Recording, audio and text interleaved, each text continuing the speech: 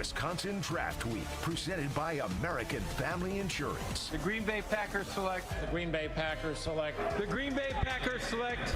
Now broadcasting from the backyard of Lambeau Field in Green Bay, it's a Saturday scramble takeover. Here's Pablo Iglesias and Alex Gravatt.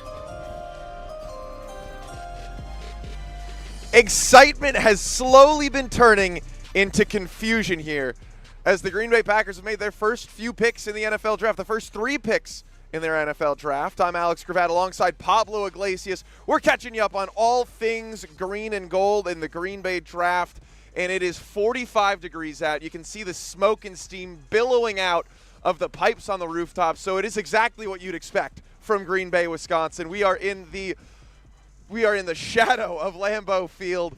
Pablo, you've been boots on the ground all weekend, and I'd love to hear from you. Yeah, this is amazing right now.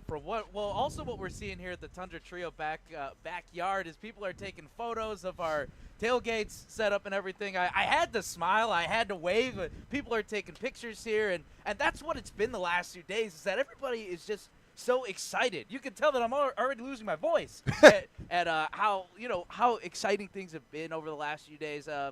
And I've covered a lot of games here at Green Bay. I've covered a lot of Packers games, but this is nowhere near what the game day experience is like. Just seeing how not only Packer fans are excited, but seeing my Bear faithful as well from Chicago. Everybody's traveled up here.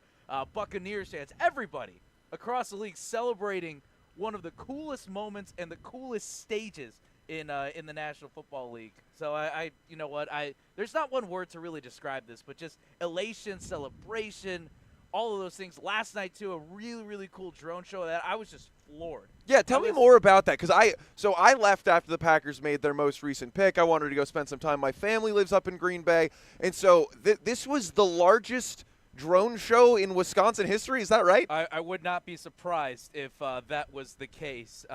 Honestly, it was amazing. So we were hanging out here after here at the Tundra Trio here just outside of Lambeau Field. A few of our teammates, just hanging out, just relaxing after a very, very long day. Great day.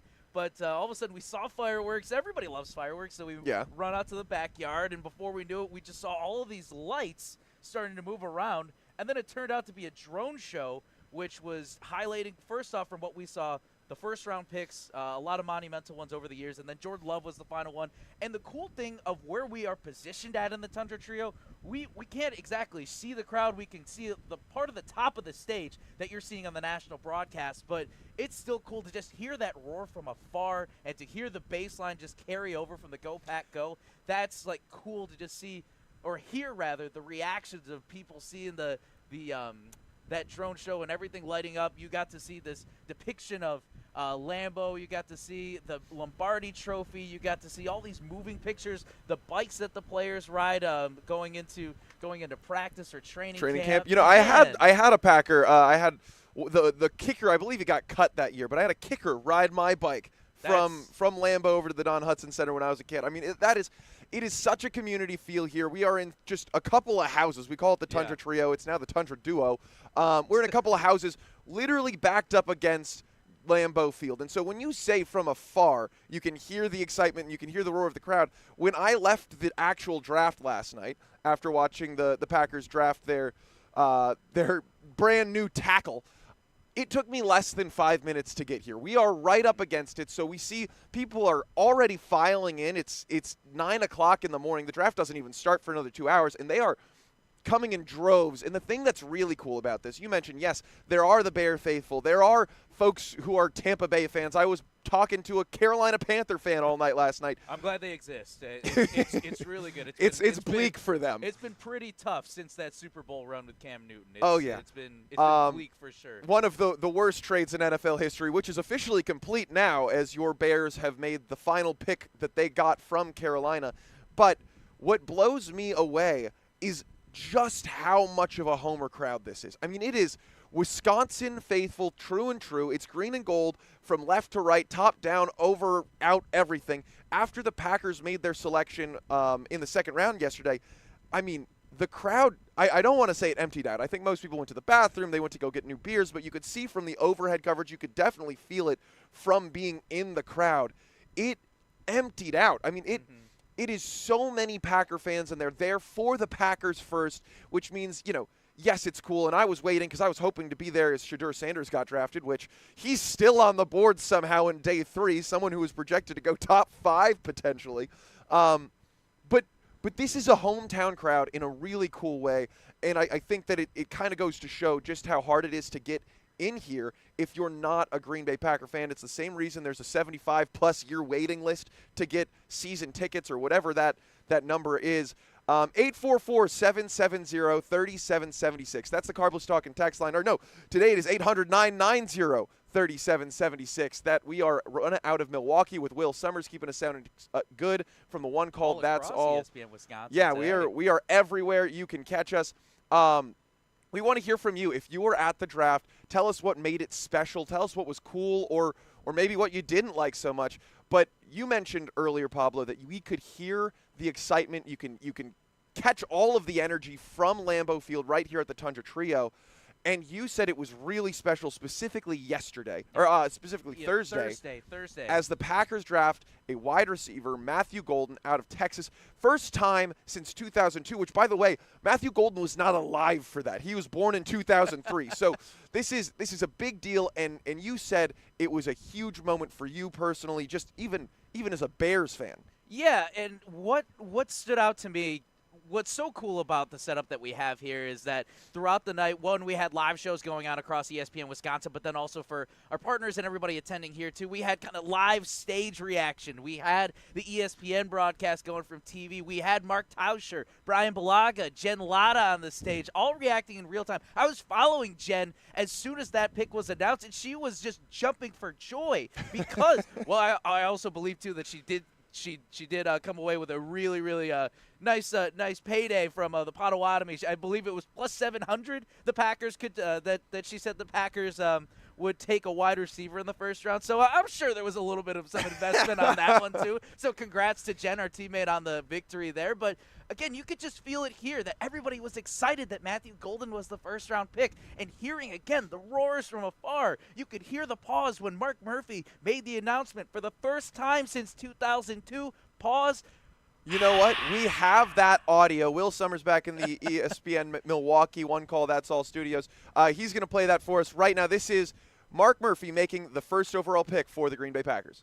With the 23rd pick in the 2025 NFL Draft, the 13-time world champion Green Bay Packers, for the first time since 2002, draft a wide receiver. Matthew Golden, wide receiver,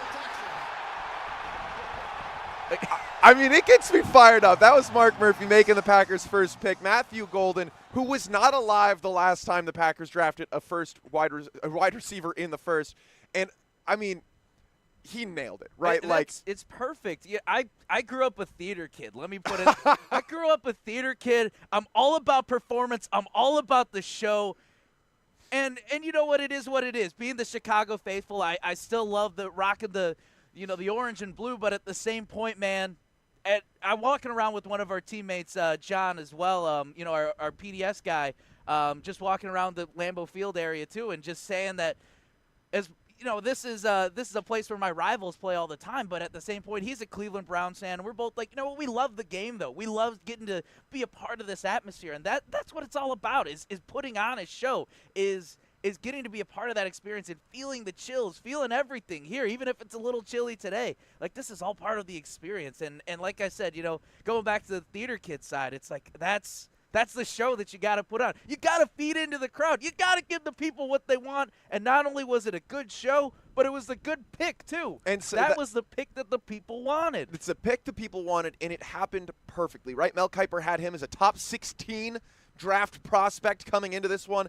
And for Mark Murphy to get the chance in front of the home crowd, and I mean, just – He spent maybe a little too long pandering to the fact that it's a community-owned team, that this is the home of football, that everyone's so excited. Yes, it took forever. I'm sitting on the couch because I had to be at home Thursday and Friday, and then I came up right after that. but I'm listening to him get all hyped up. I'm like, I know, I get it. I understand that I'm an owner and that everyone in the crowd is owners, but just tell me who we're gonna get. And then he says for the first time, and I shoot my hands up. I'm like, no way, they took Matthew Golden. And my girlfriend Elfie's sitting next to me. She's like, what? What's going on? Why is this such a big deal? And I'm like, you don't understand. We have needed this for so long. And Jordan Love, I mean, listen, the onus is now on him. They said with this pick, I mean, partially right, it's the best player available at that point. 23 is where the Packers picked. He's arguably a top 15 prospect. And they said, we're going to get you your guy. We're going to go out and find the right person. We're going to put together the right team for you to succeed.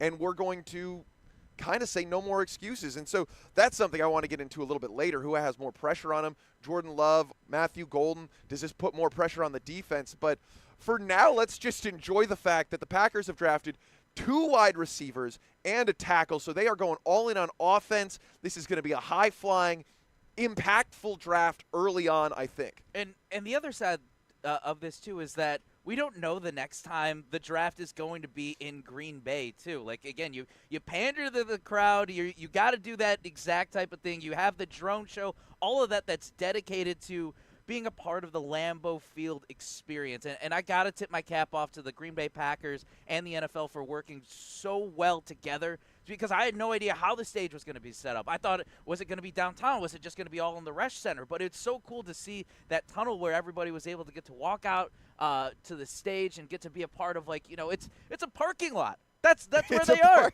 They're in the parking lot of the stadium, and yet this feels like so grand and so majestic. I got to give it to them. People just walking through the stadium, again, walking with a few of our teammates who haven't been to Lambeau Field yet. I've gotten to experience this through, again, covering the Packers for a little bit, but watching people just walk into Lambeau for the first time, just starry-eyed, feeling like they're seeing the Cinderella Castle at Disney World for the first time in their life. Like, it's one of those spectacles where it's like, wow, like, you're here. You get to see where a lot of history has happened. It is very much a one-of-a-kind thing. So I really hope a lot of people, not just Green Bay Packer fans, but football fans too, that have made the trek out here, are really appreciating what we have in front of us. Because, I mean, I've appreciated that we're here in this moment too, getting to do a show live outside of Lambeau, outside of the NFL draft, here in Green Bay, Wisconsin. It's a big deal for us. It's a big deal for the fans walking in. My goodness, someone is wearing shorts. It is 46 degrees out now. No. I respect you. I have a hand warmer in my hand as we are going to be sitting here outside. Again, we can see the big G, that iconic G on Lambeau Field. Just for you. Can see. Oh, yeah, it's just for me. My name's Alex Gravatt. That's Pablo Iglesias. I go by G. And yeah, if you are in town, if you have been to the draft, if this was your Cinderella's castle, call in 800-990-3776. We want to hear what makes everything so exciting for you, as this has been just excellent. I know the Uber driver who I had last night going home was telling me he doesn't think it'll ever come back, and we really just need to soak it up for this moment. But it is just in this moment so special, and it's made more special by the impact of drafting a wide receiver in the first round. It's Mark Murphy's swan song for the draft, right? There's just so much excitement and energy, and the crowd is still funneling in.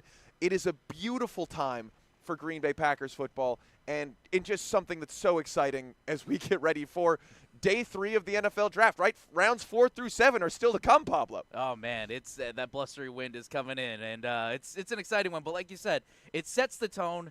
I'm excited to talk a little bit more about the picks, and curious to know, though, what the Packers are going to do down the road. I mean, this is going to be a big day for them for sure. All right, so we're going to jump into the picks the Packers have already made and what clues that might give us as to what's coming next. This is ESPN Wisconsin Draft Day across ESPN Wisconsin. More coming up next on ESPN Wisconsin Draft Week, presented by American Family Insurance. The 2015 Wisconsin men's hoops team gave us all a march to remember. There will be no undefeated champion on Wisconsin with an unbelievable stretch drive to the championship game. On June 26th, enjoy an intimate celebration with the stars of the run with Made 'em Believe. Presented by M3 Insurance. World-class expertise and individual attention. Tickets are on sale now at uwhoops2015.com. Made 'em Believe, June 26th at the Orpheum Theater in Madison.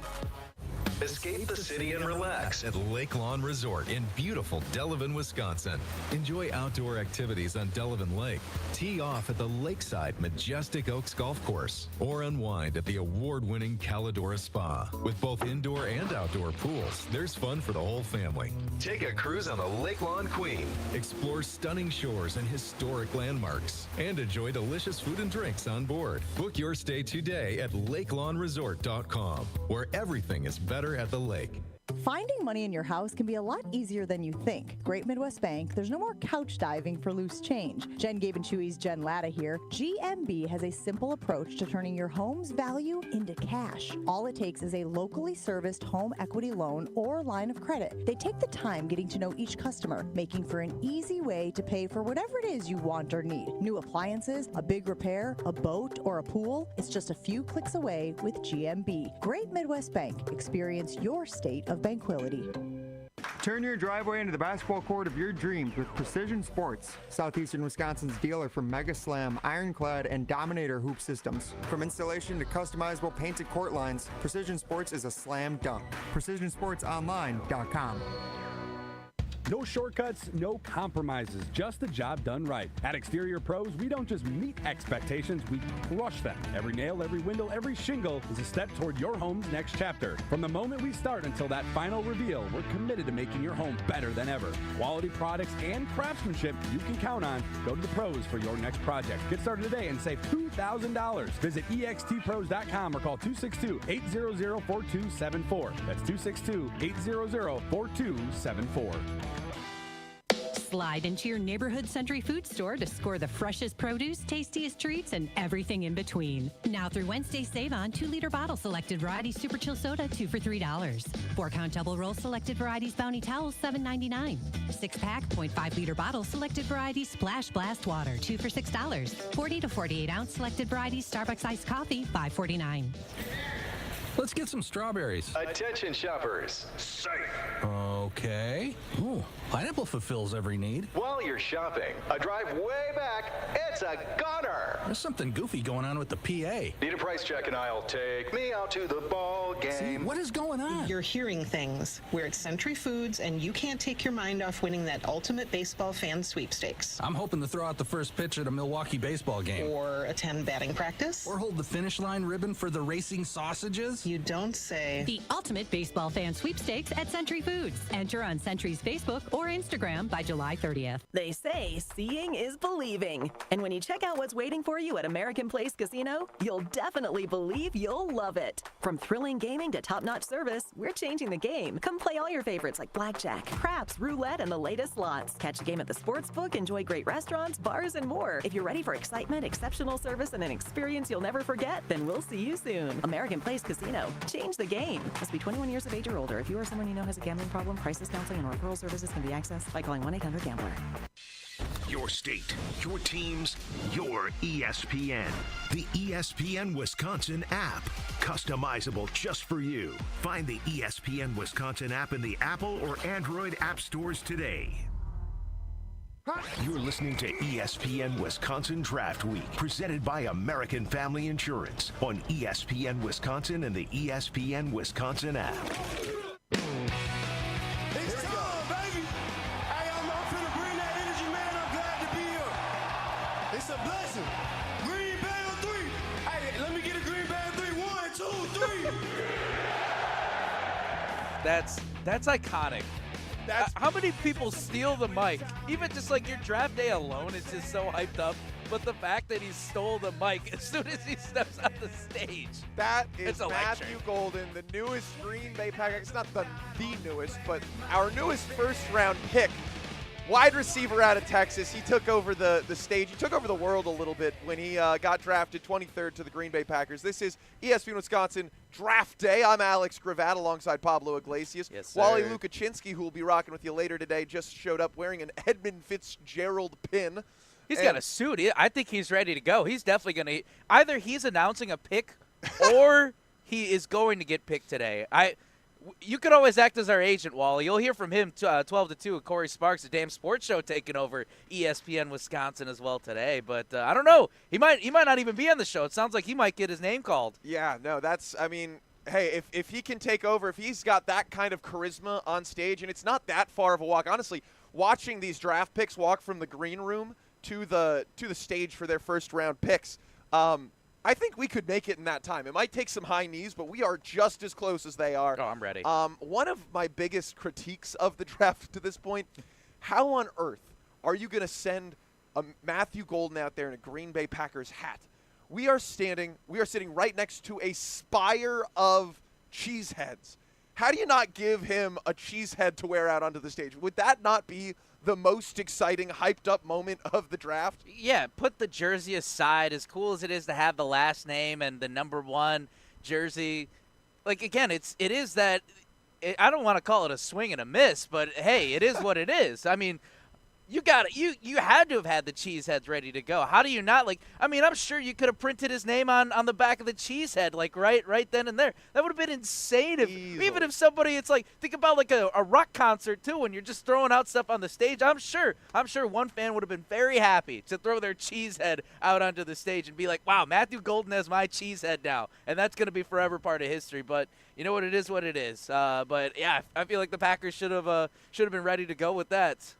So the Green Bay Packers have made 3 picks, the 23rd overall, the 54th overall, and the 87th overall. They got Matthew Golden, the speed demon out of Texas. He's a refined route runner. He's exciting. He's got the flash. His name is Golden, so this is green and gold for the Golden guy.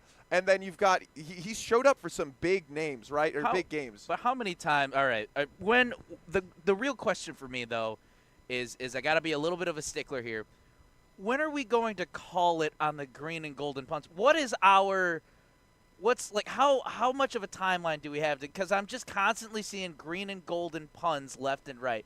When do we call it a day on green and golden puns? I just want to ask that right now. I want to, for anyone listening out there too, feel free to on the Carbless Talk and text line too. Let us know if you feel like that there's a time where we should call it with the green and golden puns. Not saying I'm sick of it, but I just don't want it to run its course. If you, fast. As a Bears fan, made a first overall pick, and I know for the longest time it's been, the need of a quarterback. You've never had a real quarterback. Let's say Caleb Williams. Still trying to figure that out. Let's say, Caleb Williams, I think, is the answer. He's pretty good. But let's say Caleb Williams' last name was Down.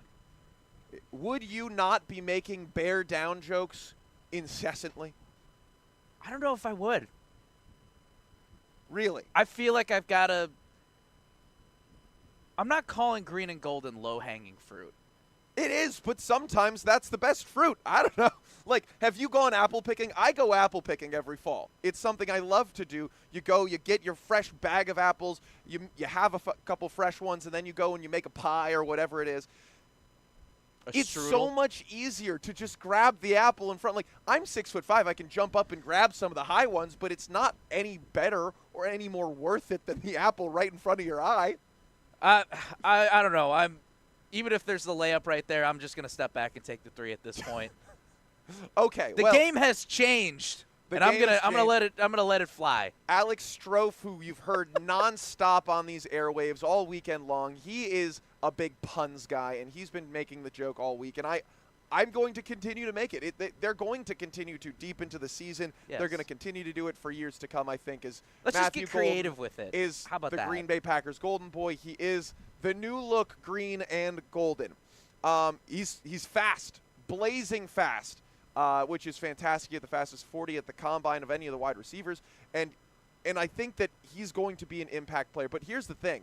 I'm not the only one who thinks that this is going to be an immediate impact. One of the all-time greats for college football had this to say as Nick Saban believes the Packers have got their guy. I think Matthew Golden going to the Green Bay Packers with Jordan Love needing a receiver, needing a weapon. And the Packers being a good team, that made the playoffs, that has a chance to go far in the playoffs in a tough division, I think that was probably the most impactful pick for that team in their position to take the next step.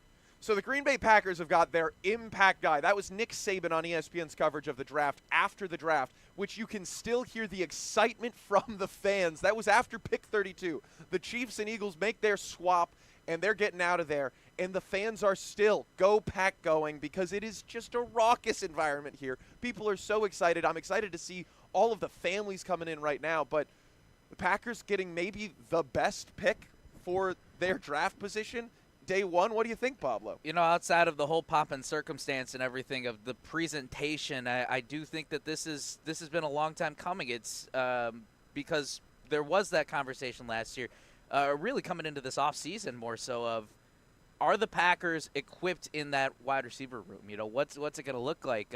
When I was watching Jen Latta's reaction, our ESPN teammate over here, just super excited that the Packers, one, finally went with the wide receiver in the first round, and two, it ended up being Matthew Golden. She put it out straightforward, saying that in order to get Jordan Love into that top 5 conversation, in order for him to be at the best of his best, you have to put bona fide weapons around him, and she said right there that this is the bona fide weapon. Brian Balaga also jumping in on that reaction show too on Thursday here at the Tundra Trio. You know, he said he did say I don't watch, I can't be an expert on Texas football. I haven't seen the film left and right, but looking at his numbers, he's like, this is a fast guy. This is going to be a slippery guy. This is going to be somebody that fills in. Another thing too, this fills the slot that Christian Watson can't be a part of because he's out until November. So what type of role is Matthew Golden going to fill now? Because is the pressure on? Is he going to what does that do now for Christian Watson? Is the pressure on for him too? Well, that's another question to think about. I mean, absolutely. And Christian Watson, I think, has time to come back from his injury. He is somebody that Matt LaFleur has always believed in, has spoken so highly of. So obviously he's not the one making all the personnel decisions. That's Brian Gutekunst. That's Mark Murphy. That's the front office. But you're going to listen to your head coach, and your head coach believes in this guy in a very impactful way, being Christian Watson. Christian Watson tore his ACL. He's coming back. He's not going to be back until November. What is he going to look like after that? I hate this for him. It means that he had the chance to become the wide receiver one. It hadn't ever really come to fruition, but he's got a lot of time to come back now, and this buys him more of a runway. I do think this means that his second contract is not going to be one of those gaudy numbers. It's not going to be anything out of this world, and he probably will test free agency to see if his 4.34 speed, not 4.29, you know, that 0.05 seconds makes a big enough difference, to see if that'll get him money somewhere else. But I ultimately do expect him to come back for a team-friendly deal, a couple of years, and, you know, he may never be a wide receiver one like he's archetyped to be. But with Matthew Golden coming in, the guy who has been just fantastic. I mean, he didn't have 1,000 yards in college, which is kind of sad. But it is something that he's done very well in college, right? He had multiple games where he averaged 20-plus yards per game or per reception. He averaged 17 his entire career. What they love about the guy is he's just a hair under 6 foot, maybe 6 foot, depending on where you're looking.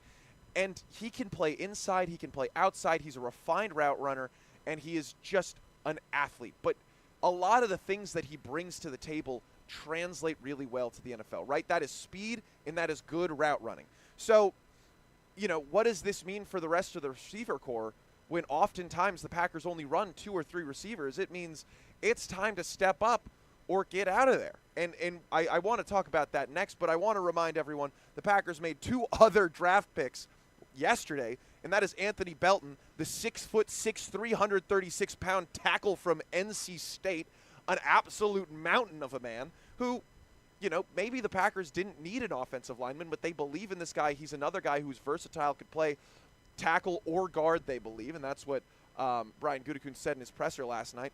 And then they went around and got another wide receiver, Savion Williams, who almost no one's talking about. He's a TCU guy, and he fills that Cordell Patterson, Ty Montgomery, if you remember from the Packers, and as a Bears fan, Pablo, yeah. I'm sure you remember, as he always had his best games against the Bears. I remember Ty Montgomery.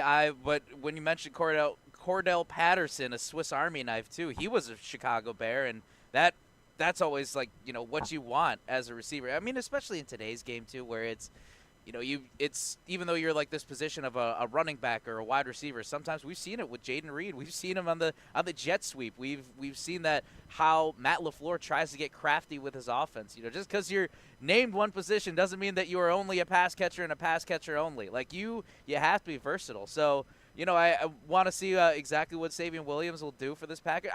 What shocked me the most though is that 2 out of the first 3 picks are receivers. Yeah. That is, and usually it's the other way around. Today's the day where the Packers, at least from what I've seen in the past, that's where they get multiple receivers. Yeah, I mean, it is a different look, and I think what I've realized is the key for this draft is versatility, right? They have an absolute speed demon who can play any spot on the wide receiver core in Matthew Golden. They have a mountain of a man who's going to be impossible to move at tackle. Now, there's a little bit of questions there that PFF gave that a below average grade. It didn't give it a letter grade, but it gave it below average. A lot of people had him going in round 4. I think Mel Kiper mentioned that he might be the 92nd or something along those lines pick, and the Packers went up and got him at 50. So they believe in him. They believe in the versatility that he offers, and he's going to make this a very competitive offensive line where now you have somebody's got to start at left tackle, but left guard is going to be Aaron Banks. Elgton Jenkins is expected to move to the center spot. Sean Ryan's at right guard. Zach Tom's a great right tackle, but that means you have Belton from yesterday, Rasheed Walker, who's a 7th-round pick from last year, and Jordan Morgan, who's the 1st-round pick from last year, all competing for that left tackle spot. That's a lot of draft capital to invest in what is going to be 2 backup offensive linemen. Now, I know you can never have enough offensive linemen. Having guys when someone goes down is important, but that's interesting. And then we wrap it up with another wide receiver who Brian Gutekunst did not want to call a gadget guy, but that's what he was used as in college. Despite his 6'4" frame, despite being huge and powerful, most of his receiving work came on short to intermediate passes. They put him in the Wildcat. They had him doing jet sweeps and starting as a running back. I mean, this is going to be your Deebo Samuel punish you kind of wide receiver. Now he's much larger than Deebo Samuel, but that is another guy who is as versatile as they come. Yeah, what is he coming in at? 6'4"? Yeah, 223, I believe. 4.48, 40-yard too at 6'4". That's a big boy. Big boy. That's a big boy, and if you're thinking like a Deebo Samuel, if anything, if I'm a Packer fan, I should be excited for that.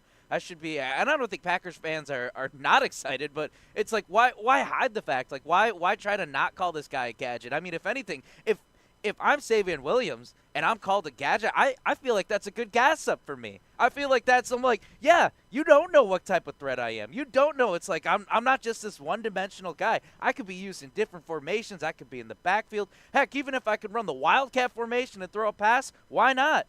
If I'm going to be seen as more than just a single threat, I think that's a great thing to do. And you know what it is with Goody at the podium. I don't know why he was trying to hide away from the gadgets, why he wasn't calling him a gadget, but why not? Why not embrace it?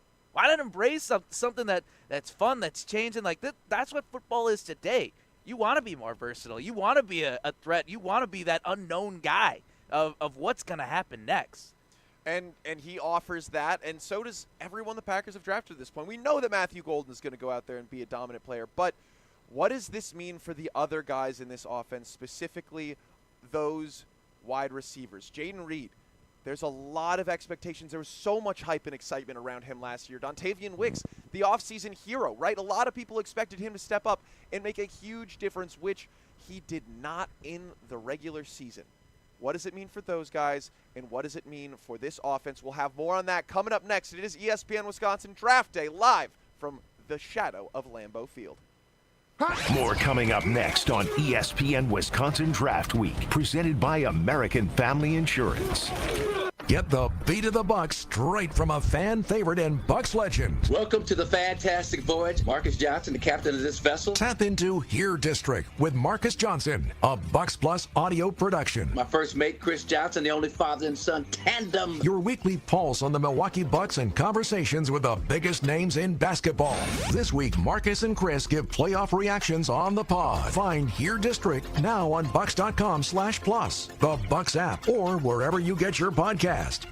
Picks are made every year with the NFL Draft as each team dreams fearlessly. Let's rewind for an American Family Insurance Green Bay Dream Pick. An annual storyline with the green and gold is whether or not a new wide receiver will be drafted in the first round. It's something that hasn't happened since 2002. Green Bay Packers exercised the 20th pick in this draft to select Javon Walker, wide receiver from Florida State. Javon Walker, the big athletic wideout from Florida State, was taken 20th overall by Green Bay. After promising rookie and sophomore seasons, Walker spent his third season in 2004 breaking out and earning a Pro Bowl nod. Far throws, passes caught for a touchdown, Walker.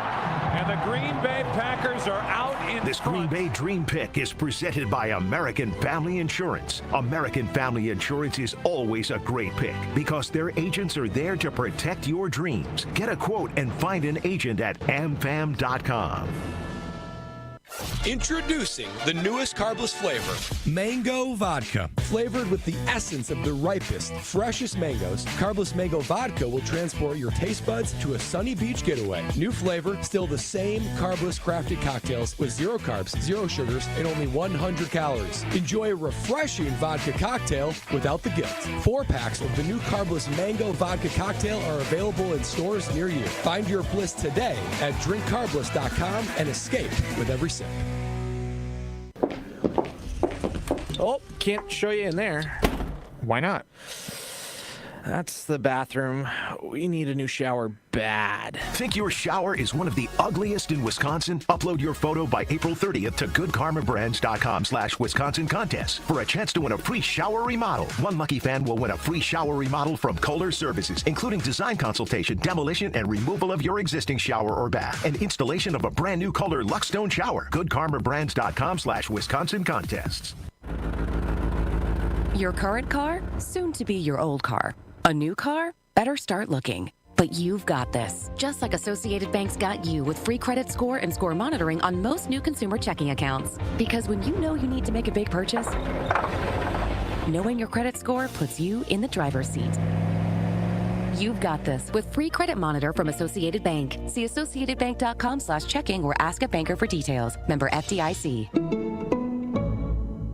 Hey, Gina, did you hear about the draft? Wayne, there's no draft at Pella. There's definitely a draft. Right, Wilde? Yeah, everybody's talking about it. Pella windows are constructed of the highest quality. No drafts. Yeah, sure. Okay. No drafts. Got it. There's more than one draft? No, but Pella should be everyone's #1 pick because right now at Pella Windows and Doors of Wisconsin, get no interest financing options or free glass upgrades when you order by April 30th. Our talented designers and installers can match your unique home through dramatic sizes, custom colors, finishes, profiles, product types, and more, along with durable and distinguished details. All Pella products stand the test of time, which is why we confidently offer the best wood warranty in the industry. So where is the draft? Coon. Get no interest financing options or free glass upgrades at PellaWI.com. Certain restrictions apply. Ends 4/30/2025.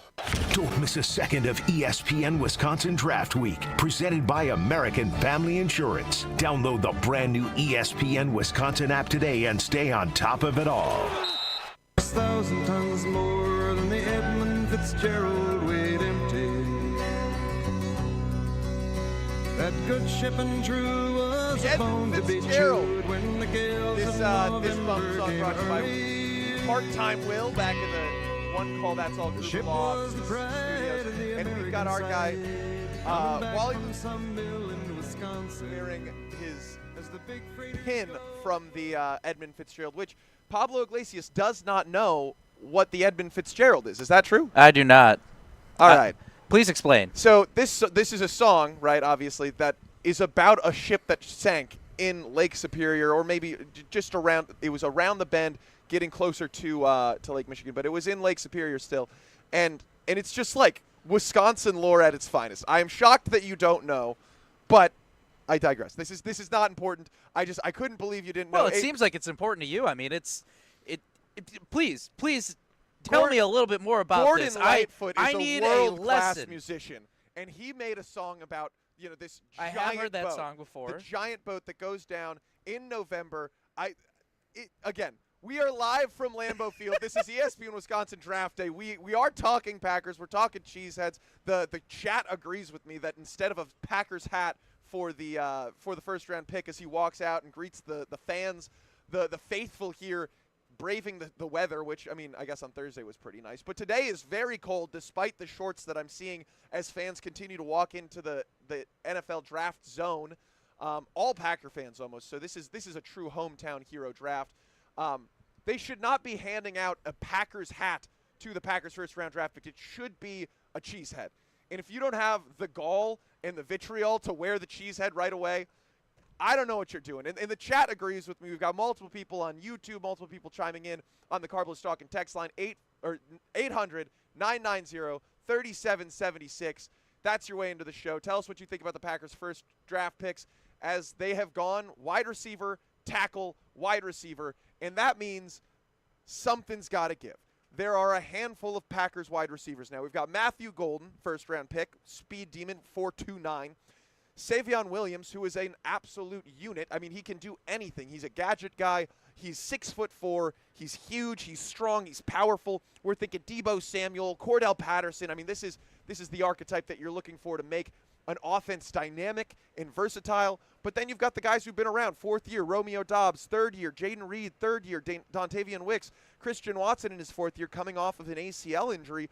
Bo Melton in his third year, who ran a 4.34, by the way, just blazing speed. Malik Heath, third year. He's a 6'2 kind of guy. And they bring in Mecole Hardman. They can't keep 9 players on their roster. So, Pablo Iglesias, my question to you is, who's going to go?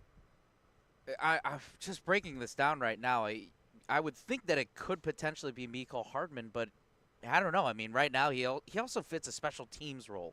I think that's also one of the reasons why the Packers wanted to bring him on. He's a veteran leader. He's a guy who's been in a Super Bowl championships, Super Bowl runs, and Super Bowl organizations with the Kansas City Chiefs. But I don't think it's actually Mecole Hardman. I'm actually wondering if it's going to be Romeo Doubs, to be honest. You look how last season went from him, whether it was the locker room, back and forth issues, I guess, if you will, if we want to call it that, or if it wasn't the miscommunication, all of those things, he didn't perform at the level that he was hoping to. We don't know exactly why that why those things started to build up, why he wasn't showing up to practice, why the Packers exactly suspended him for a week or two, and however long that period was, and there were a lot of question marks there. And I'm not saying that is the reason why he's going to get potentially pushed out if that's where I'm seeing it, but I don't know. I feel like that also it is something that you got to add up, but I don't know is he going to take that next step? I think this is going to be a big proving year for Romeo Doubs. Also, when I say it like this too, I don't think that Jaden Reed's going to get pushed. I think he's going to be I really hope Jaden Reed is up for the challenge. I think he did take a step back last season. That's where I think he could be a superstar. I said it last offseason. I thought that was going to be the guy that got the bag.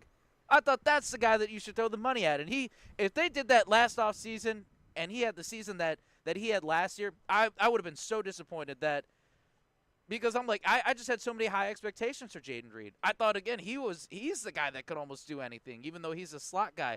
I loved that.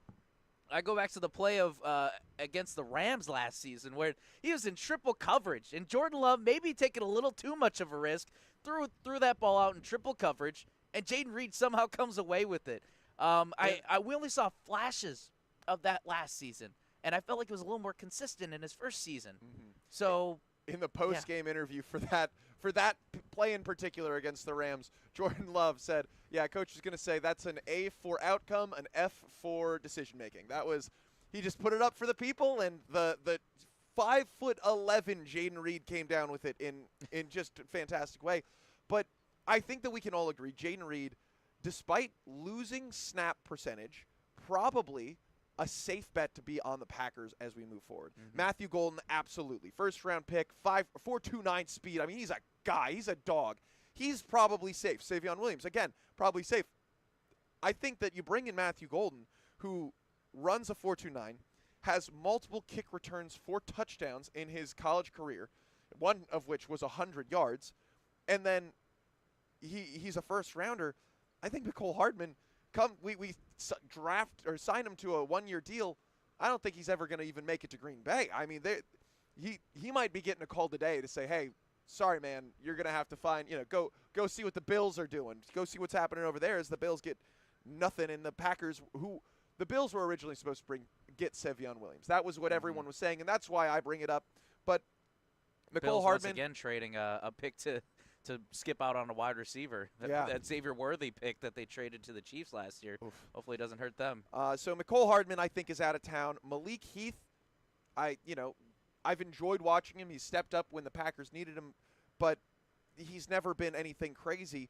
And then Bo Melton, probably, despite his 4.34 speed and excellence, he was the first Packers wide receiver to have 100 yards under Jordan Love. I think he's also probably out, which means the guys you're going into the season with is probably Matthew Golden, Savion Williams, Romeo Doubs, Jaden Reed, Dontavion Wicks, and then Christian Watson when he is healthy. Now, the Packers also have a pretty strong tight end core, and I think that those are the guys who will probably see the biggest bump in production and love to see the speed and gadget energy coming through, because you need to have someone who's strong, someone who is able to stop all 223 pounds of Savion Williams wherever he's getting the ball, right? Whether that's coming out of the backfield, he's run the Wildcat. He can throw pretty well, too, which we've seen in college, which, again, I don't think that's going to be a big part of his game, but emergency backup quarterback, sure, why not? You got a guy who can sling it 50 yards and make some real trick plays happen. Let me ask you this, too. Would you be surprised, because looking at this breakdown here, you have Romeo Doubs and Christian Watson going into their fourth year. I think Christian Watson's on a different deal, but Romeo Doubs heading into the final year for sure of his rookie deal.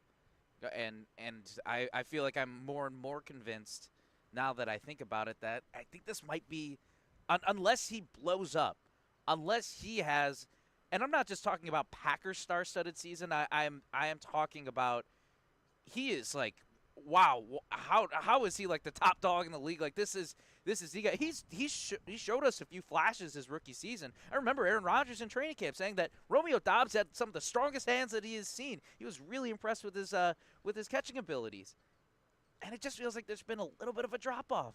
Well, the Packers. Do you see an opportunity where we don't see Romeo Doubs and Christian Watson as Packers next season? No, I think so the way that their contracts are set up, from my understanding, is that yes, they're both going to be bigger this year than they have been in the last few years, but I imagine putting Christian Watson on IR to start the season. He's going to stick around. There's a lot of faith. You can't teach speed and height. I mean, heck, I play for the Madison Radicals professional ultimate frisbee team in Madison, right? They have me around because I'm 6'4" and I run a 4.6 40, right?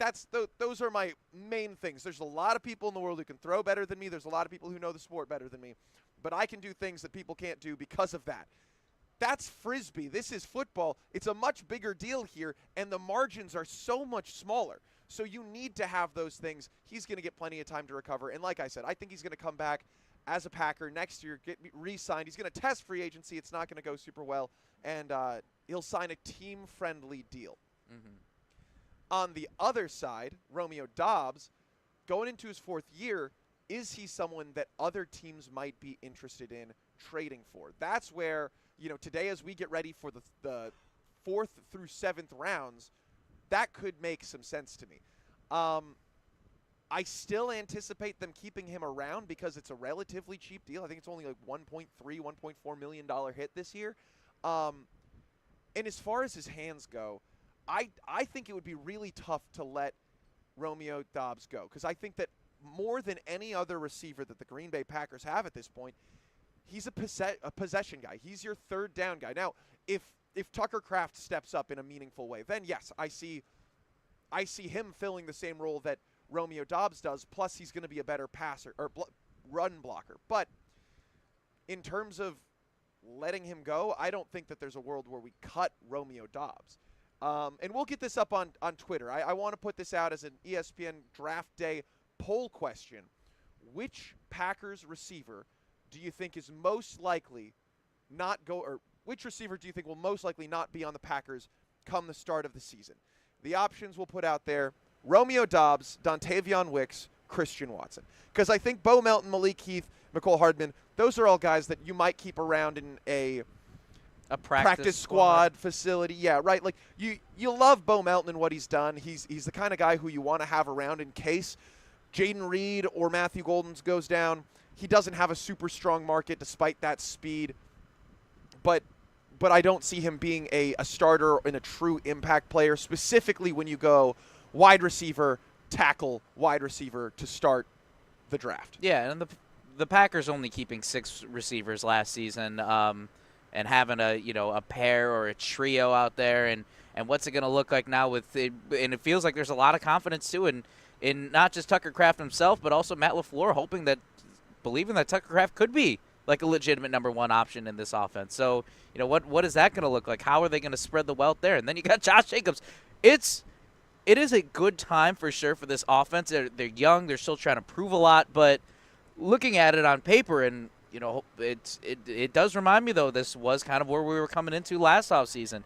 The weapons are great on paper, but how are they going to actually get those results come playing time? 800-990-3776 is the Carbless Talking text line. That's your way into the show. That's where Chef Ed said the Packers offense will leave defenses scrambled, much like the eggs I had for breakfast this morning. Because Goody, the goose that laid the golden egg, that's Chef Ed. And I want to talk more about that because the Green Bay Packers, we all thought were going to go defense heavy early. And they have only drafted offensive players. We'll tell you what that means for day 3 of the NFL Draft. Coming up next, this is ESPN Wisconsin Draft Day from Lambeau Field. We're back after this on ESPN Wisconsin Draft Week, presented by American Family Insurance. You remember the moments from that magical March. Side Decker, it's a 3. Got it!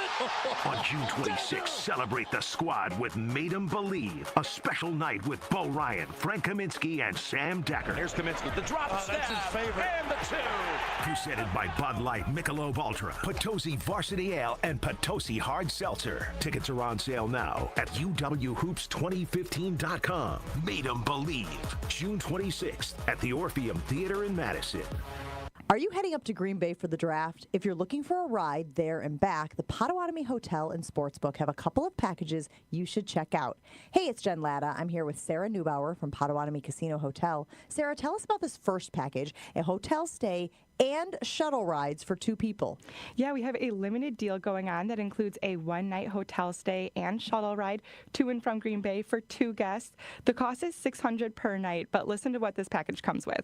So $100 reward play per guest per night, so that's $200 right back in your pockets, plus a $100 food and beverage gift card per night. The shuttle departs Potawatomi at 1 p.m. and leaves Green Bay by 11. Find this package by going to our hotel reservations page. And I hear you can bring your own food and drinks on the shuttle. So either bring your own snacks or you can buy it all from the 10-plus dining locations at Potawatomi with the gift card. But what if someone doesn't need a hotel stay and they still want the ease of a shuttle to get back and forth to Green Bay?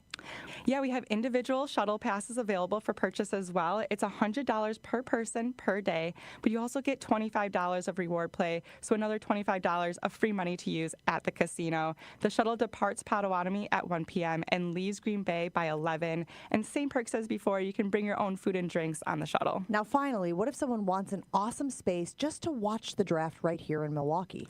You can watch it all at the Tailgate Hub, Potawatomi Sportsbook. We'll have $1 off draft beers all weekend. And then watch it all on a crazy, huge LED screen. Watch every moment, maybe even a few other games happening that weekend as well. So reserve your spot today. And where can everyone go to learn more? Potawatomi.com/sportsbook.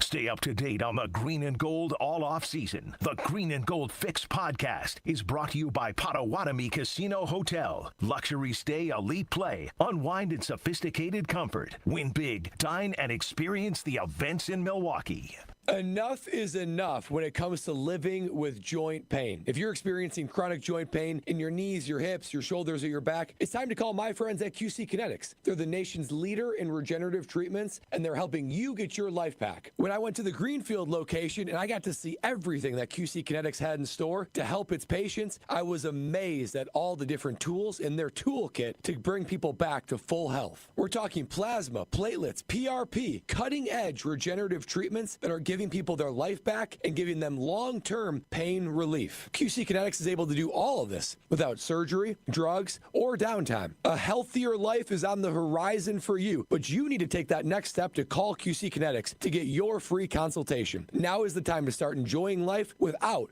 chronic joint pain. Call QC Kinetics today at 414-285-3474. That's 414-285-3474. 414-285-3474. Gruber Law Offices. One call, that's all. They treated me like family. They're actually people that you can depend on. They made me feel seen. They really treated me like I was a part of their family, a part of their team. They ask how you're doing, how you're feeling. They're just so welcoming and so sweet and kind. It's like family, caring about another member of the family. If you've been injured, it costs you nothing to see if Gruber Law Offices can help. This is ESPN Wisconsin Draft Week, presented by American Family Insurance on ESPN Wisconsin and the ESPN Wisconsin app.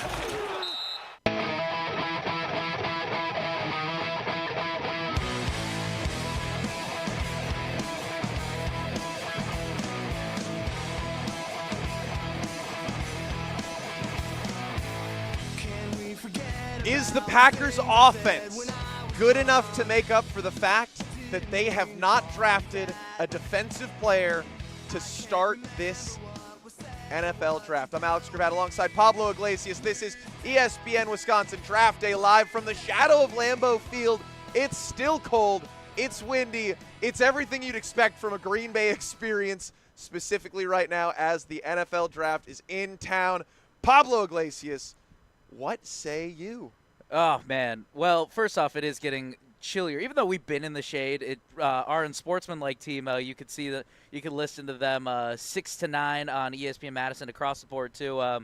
What was it? They're also on ESPN2, ESPNU, the whole team, Chris Canty, Evan Cohen, Michelle Smallman out here. I cannot stop but think of what Chris Canty was saying, I think, Thursday morning when the sun was out, and yet it somehow got colder. Even though we've been in the shade, it feels like sun is out. It feels like it's a lot warmer. Our teammate, digital content specialist Madison Hayes, came over here too. She said, "Hey, the sun was out. I might wear a golf skirt." And she's like, "Nope, it's still windy. It's still chilly out here, so it's getting cold." But nevertheless, still exciting to be out here, man. Day 3, final day of the draft. I said the most electric day because that's just where all the picks are coming in left and right. There's a lot of draft swapping. There's trades happening. There's all sorts of stuff like that, and you never know when you're going to find a deep cut, somebody who's going to make an impact.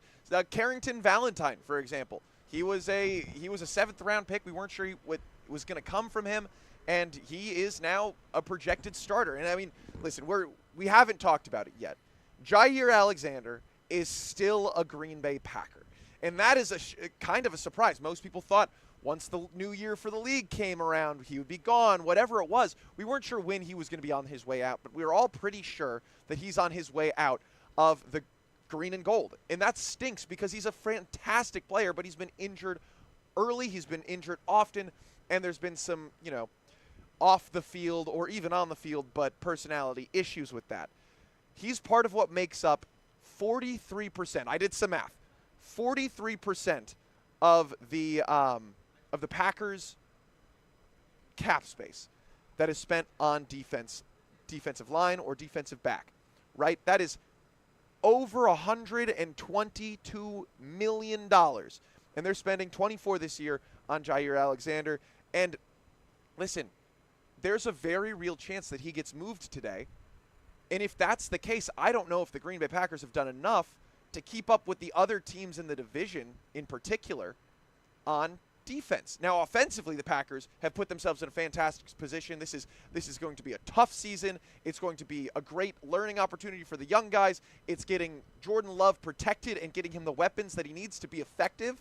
But, man, I don't know if they're going to find enough absolute playmakers on the defensive side of the ball in rounds 4 through 7 today. I mean, it is exciting to think about what this offense could be, but do you feel concerned about this defense? Do you feel concerned about this unit? Because the pass rush was awful last season. They were not what they should have been. Is Lucas Van Ness going to have this big season? Or is he going to break through? How is Rashawn Gary going to be in this pass rush as well? There are big question marks for me in this defense, and of course, Jair Alexander. We thought he would have been traded a long time ago, or at least he's going to be cut. Even though Devontae Adams with the Jets was going to be a different situation. The Jets ended up cutting him. It seems like that the Packers might just not get enough trade partners to where it just gets to the point where teams are just waiting it out. Teams are just waiting it out to get cut. I don't know if is it really worth it to swap another 7th round pick for Jair Alexander unless there's a guy out there that you really like. And I'm just saying 7th round, really more of a day 3 pick. I could see 4th or 5th round pick, an extra one there, but otherwise it's just like, is it really, to quote Jason Wilde, who we should have in a little bit later today, is the juice worth the squeeze in that situation? Yeah. And that's a fantastic point because Jair Alexander, when healthy, is one of the better players in the NFL at his position. When healthy. When healthy. When healthy. when not. When not 80%. Exactly. And I don't know. I've never been a professional athlete. I will wholeheartedly admit that. I don't know what playing through the injuries that these guys go through, what that is like. But it's. I just don't know what the issue is. I'm trying to figure out, like we all are, what the heck is happening. When he is on, he is on, and he's a fun player. He's electric. He's just it feels like when he's on, he's just a good vibe. But we have not seen that. We did not really see that last season. We were hoping that he was going to work his way up and finally work his way back into the rotation. We saw it in Chicago. It looked like that he was ready to go, and then he kind of pulls himself out of the game. And then, he opts into a surgery that we all believe was optional. And here's the thing. I don't want to come out and come after anybody who's getting a surgery or is injured, right? That is outside of their control in a lot of ways, and it's the NFL, right? This is a tough game. It does things to your body that are just I don't know. I don't have to play football. I don't get to play football. You're a professional athlete, though. Okay, yes. But I'm playing ultimate frisbee, my friend, which is, sure, I might twist an ankle, and some of my friends have had real injuries. Don't get me wrong, but... Well, you did have your real injury, too. You did puncture the lung. I did collapse a lung. Or collapse a lung. And I came to work the next day. But then I went to the hospital. But we did a radio show, the two of us. We did do a show. That's like that G's Jordan flu game was very much... doing the great day in the huddle out over in Madison, you and I, and it was on a collapsed lung. Yes, I did in fact do that. And listen, again, anything can happen at any moment to anybody. But I want to come back to Jair, where he's not playing because of injury, and the relationship might be too damaged. And that's the problem, right? The problem is not the on-the-field scale. The problem might be a little bit the contract, which is why we can't get more for him. But there's a real chance that the Packers move him today. And from the top 30 visits that Brian Gutekunst went on, that he met with these young guys, the cornerbacks that he was looking at are both gone, right? There were 2 in the mid-30s, according to ESPN. They were going to be in the mid-30s with Savon Revel and Trey Amos. Those guys are both gone. The only other 2 that they looked at, Jason Marshall, that's 225. So there's a very real chance that the Packers go and get him tonight, this afternoon, whenever. And then Micah Robinson from Tulane, who's not even ranked, not going to be drafted. That's probably more of a recruiting visit, right? He's saying, hey, there's a very real chance you're not going to get drafted. When that happens, we want to be the people you come look at. And Gutekunst has really used these top 30 visits to decide who he wants. He did not, in fact, meet with the Packers third-round wide receiver, but he did meet with Matthew Golden, and he did meet with the offensive lineman Anthony Belton, who both have come to the Packers so far. Now, if we're looking at the rest of the draft, there are a lot of defensive guys he talked to, but for the most part, they're much later. Now, two people we might be looking at are defensive tackles in this range. I'm not entirely sure who's going to be available for the Packers. He did use these pretty heavily for days 1, 2, and 3, and then he looked at a lot of offensive linemen late in the draft. So is the Packers defense going to be good enough despite not drafting anybody? We'll have Brian Gutekunst's thoughts on that next, and we'll get that out there for you guys. 800-990-3776. That's the Carbless Talk and text line. Talking about the Packers defense and if it's going to be good enough post day 1 and 2 of the draft. This is ESPN Wisconsin Draft Day, live from the Tundra Trio in the shadow of Lambeau Field. Tailgate season, company victory party, don't let your event fall short. V Private Bar Services delivers the winning play with expertise. We're talking custom cocktails, top shelf service, and an atmosphere that'll have your team pumped. Forget the watered down beer and basic mixers. Get the VIP treatment for your corporate events with bartenders who know the perfect pour. V Private Bar Services, where elevated hospitality runs through our veins. Explore vprivatebar.com and leave the mixing to us. Bev Anderson has a big idea she wants to share. Bev has been here for 24 years. Hi, Bev. We're anxious to hear your idea. Kessler's is 45 years old this year. Monica, remember when your dad used to say in every radio ad, "I'm Richard Kessler, and I want to be your jeweler"? I never got to hear that. Yeah, and then Rick would say, Kessler's Diamonds, inconveniently located on Appleton Avenue, Menominee Falls. Inconveniently? Richard said it was inconvenient for people to have to drive all the way to Menominee Falls, so he might as well admit it. Bev, tell us your idea. Richard said something else in almost every ad, and I think we should start saying it again because it's really important. Tell us. We do diamonds better because diamonds are what we do. I love that. Fantastic idea, Bev. Kessler's Diamonds. We do diamonds better because diamonds are what we do. For the location nearest you, visit KesslersDiamonds.com. Quarterback Jordan Love isn't just on the Packers. He's also on the American Family Insurance team. Because like us, he believes in dreaming fearlessly. Just chase your dreams and don't let nobody hold you back. And we help protect those dreams with the right coverage so you can dream fearlessly. American Family Insurance. Get a quote and find an agent at amfam.com. Products not available in every state. American Family Mutual Insurance Company, SI, and its operating company, 6000 American Parkway, Madison, Wisconsin.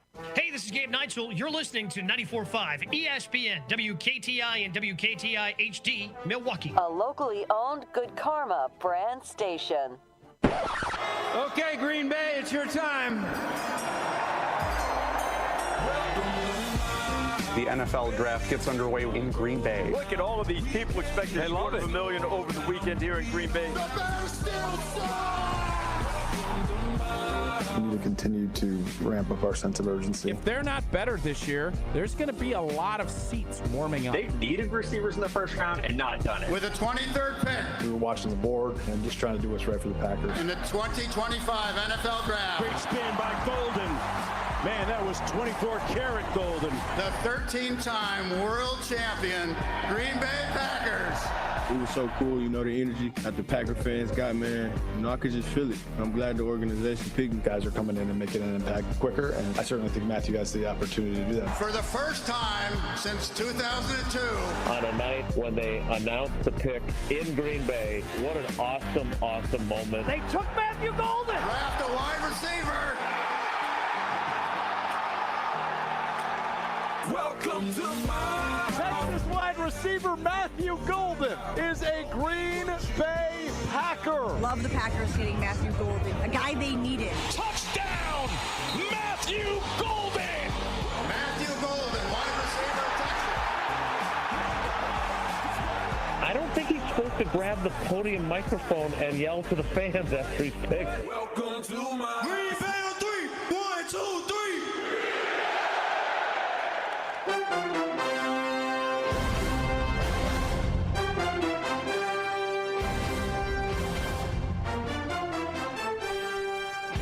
Does that make this the golden hour?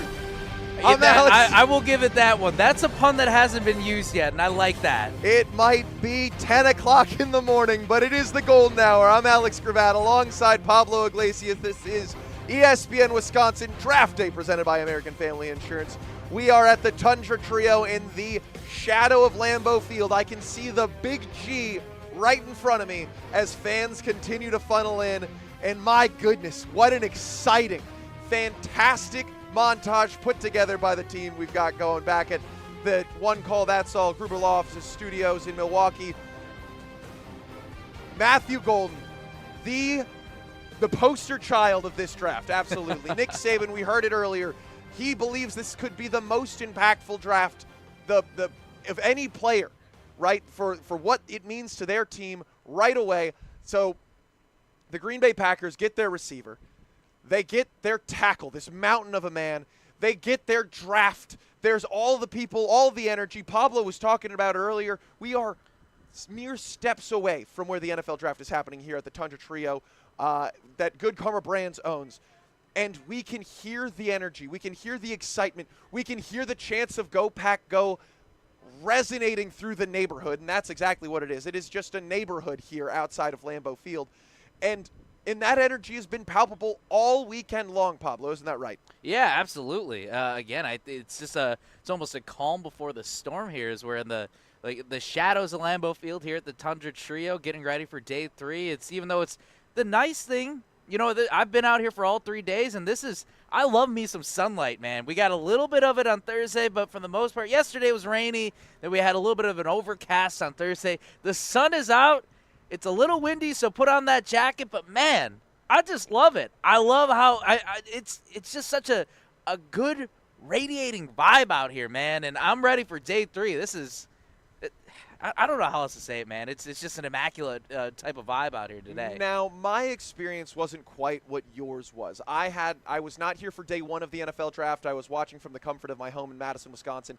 I came out for day 2, and I did – for pick 2, I went out and I was in the crowd. I was with all the people. I was waiting to hear Shedeur Sanders' name called, which hilariously, it meant, I don't understand how it's possible, but he is still available on the board. Must be a personality thing. I mean, he's a good quarterback. He's someone who I would expect someone to take a shot on, but I guess not.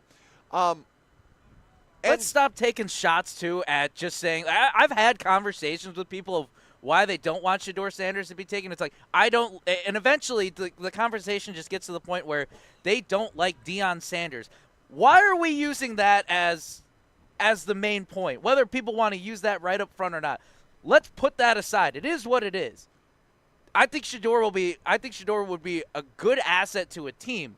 I think he's a good passer. He didn't have a great offensive line at Colorado, and he was the Big 12 Offensive Player of the Year. Why are people sleeping on him right now? For a 4th-round pick? It seems worth it to me. It's worth it. But I don't want him on the Packers. Right? We don't need him. We've got Jordan Love, and while Jordan Love definitely not the world beater that we're used to with Aaron Rodgers, I mean, he is an incredibly talented quarterback, somebody who I think can continue to grow, mature, and become someone who you can win with. I don't know if he's somebody who you can win because of, but you can definitely win with him. And it's a lot easier to win with him when he's surrounded by excellent targets, which he has. Now, we've put the poll out in the field. We've got it. Now that the Packers have drafted 2 more wide receivers, and not Dontavion Wicks, my apologies, he's on the team already, in Matthew Golden and in Savion Williams. Which wide receiver do you think is most likely to not make the team next year? Christian Watson, Romeo Doubs, or Dontavion Wicks? You've got the answer to that poll question as of right now, Pablo. What is it looking like? Right now, it's neck and neck. If we were given the choice, or if these 3 players are the only ones that could get cut, it's Wicks by a hair. 36.7% if we really want to get all the way down to the decimal point. Dontavion Wicks, and actually looks like Romeo Doubs is shooting up the list now. So right now fans are saying that Dontavion Wicks is most likely the guy that is not going to be a Green Bay Packer next season. And or listen, before the season. That makes sense. His draft profile mentions he had some concentration drops throughout his career in college, but he was athletically someone who you could definitely overlook that. And then he starts making strides. In practice, drops aren't a problem, according to Jason Wilde, all off-season long. And once we get into the season and we start seeing them, he's like, well, this isn't something that they're worried about. It's not been enough of a trend, but per the research I've been doing, it seems like it may have been a trend for a long time. You got to catch the ball, and that's something that Brian Gutekunst said in his presser last night. But as we turn our focus to the thing that the Packers haven't focused on, which is the defense, Brian Gutekunst says that he has faith in the guys in-house. Here's Brian Gutekunst in his presser from last night saying that they've got faith in what they've got in-house. Yeah, like I said, I think I feel very good about the guys we got in the building. We do need to improve with our consistency, but there was times we were pretty dominant this year, rushing the passer. So we got the whole day tomorrow too, as well, to see if we can add any competition to that room. But I feel good about those guys on our football team right now. So again, you can't create stuff. You got to build your board and you got to trust it, and that's the way things fell today. And that's the way things fell. I mean, they got some very strong pieces with Savion Williams, who is somebody who they can put out at the wideout spot. They can put him close to the tight ends in a slot position. They run jet sweeps with him. He's done wildcats. He's thrown the football throughout college. I mean, most of his work, despite being 6'4" and fast, actually comes on short passing games. It's the kind of guy who's a vicious, violent runner. You want the ball in his hands, and he's someone who you should be excited to see the versatility of come to fruition here once he gets to Green Bay. But the question is, are the guys the Packers have in-house enough? I want to hear from you, 800-990-3776. Do you think the guys the Packers have are enough on the defensive side of the football? And Pablo Iglesias, what say you? I stand by it, where the defense just right now feels like that there are a lot of gaps that need to be fixed. But looking at this, where the Packers have tried to draft guys high, you look at the first-round picks. I want to run through this over the last years. Yeah, Jordan Morgan on the offensive line, but then in 2023, you go Lucas Van Ness, who showed some promise rookie season, fell off a little bit last year. But then you go into Quay Walker, who is still finding a little bit of that groove. Eric Stokes, too. That didn't work out. And then you got Jordan Love in 2020. But the reason why I bring this up is looking at where Goody and company have really hit their home runs is a day like today with their defensive picks. So I'm curious to know, like, if they're going to go all defense today. I mean, I feel like that has to be the bulk. You look at last year, too. Evan Williams was a 3-day guy. Jacob Monk, too, another guy who made some significant impacts on the team. Carl Brooks, Carrington Valentine in the season before. I think this is a day where, even though it's like you don't know if these guys are, most of these guys, like on day 3 for a lot of these teams, are they even going to make practice squads? That's how it goes. The Packers have actually shown it's been the other way around, where they have found the diamonds in the rough. They have found the guys on day 3, and a lot of those guys have been the defensive stars. They've been the defensive stars that are late-round sleepers. And I think this is, again, a day where the Packers really need to show that, hey, they've done it before. Why not do it again? Our friends down at ESPN Chicago, ESPN 1000, were talking about it. And they say to win a Super Bowl, you need 7 or 8 blue-chip guys. And I think, well, yes, the Packers have done very well late in drafts. They find guys, they develop them, they give them the time and space to be talented and to show that explosivity, that talent, that, work that they have. They do a really good job of that. But you're not finding blue chip guys there. There are the Tom Bradys of the world are truly limited. You get a lot of talented all-pro, Pro Bowl, at the very least, caliber players in draft in the first round. And the Packers have invested so much draft capital in round 1. They have invested so much money in round 1, and it's all on that defensive line. So while I get that the Packers need to get somebody to shore that up or see some true development in jumps coming from their guys, you've got someone you're paying $25 million. You got someone you're paying $20 million. And then you've got a bunch of first-round picks. I don't know who you're expecting to knock off. And while I say that, they're doing that exact thing on the offensive line where they spent a second-round draft pick on an offensive tackle who now has to compete with another offensive tackle that they spent a first-round draft pick a year ago on.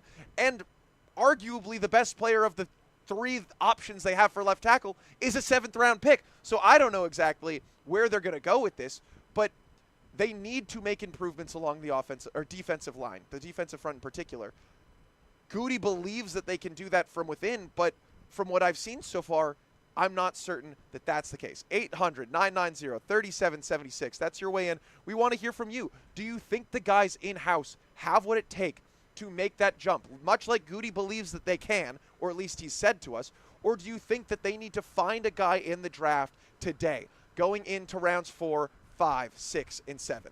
Pablo?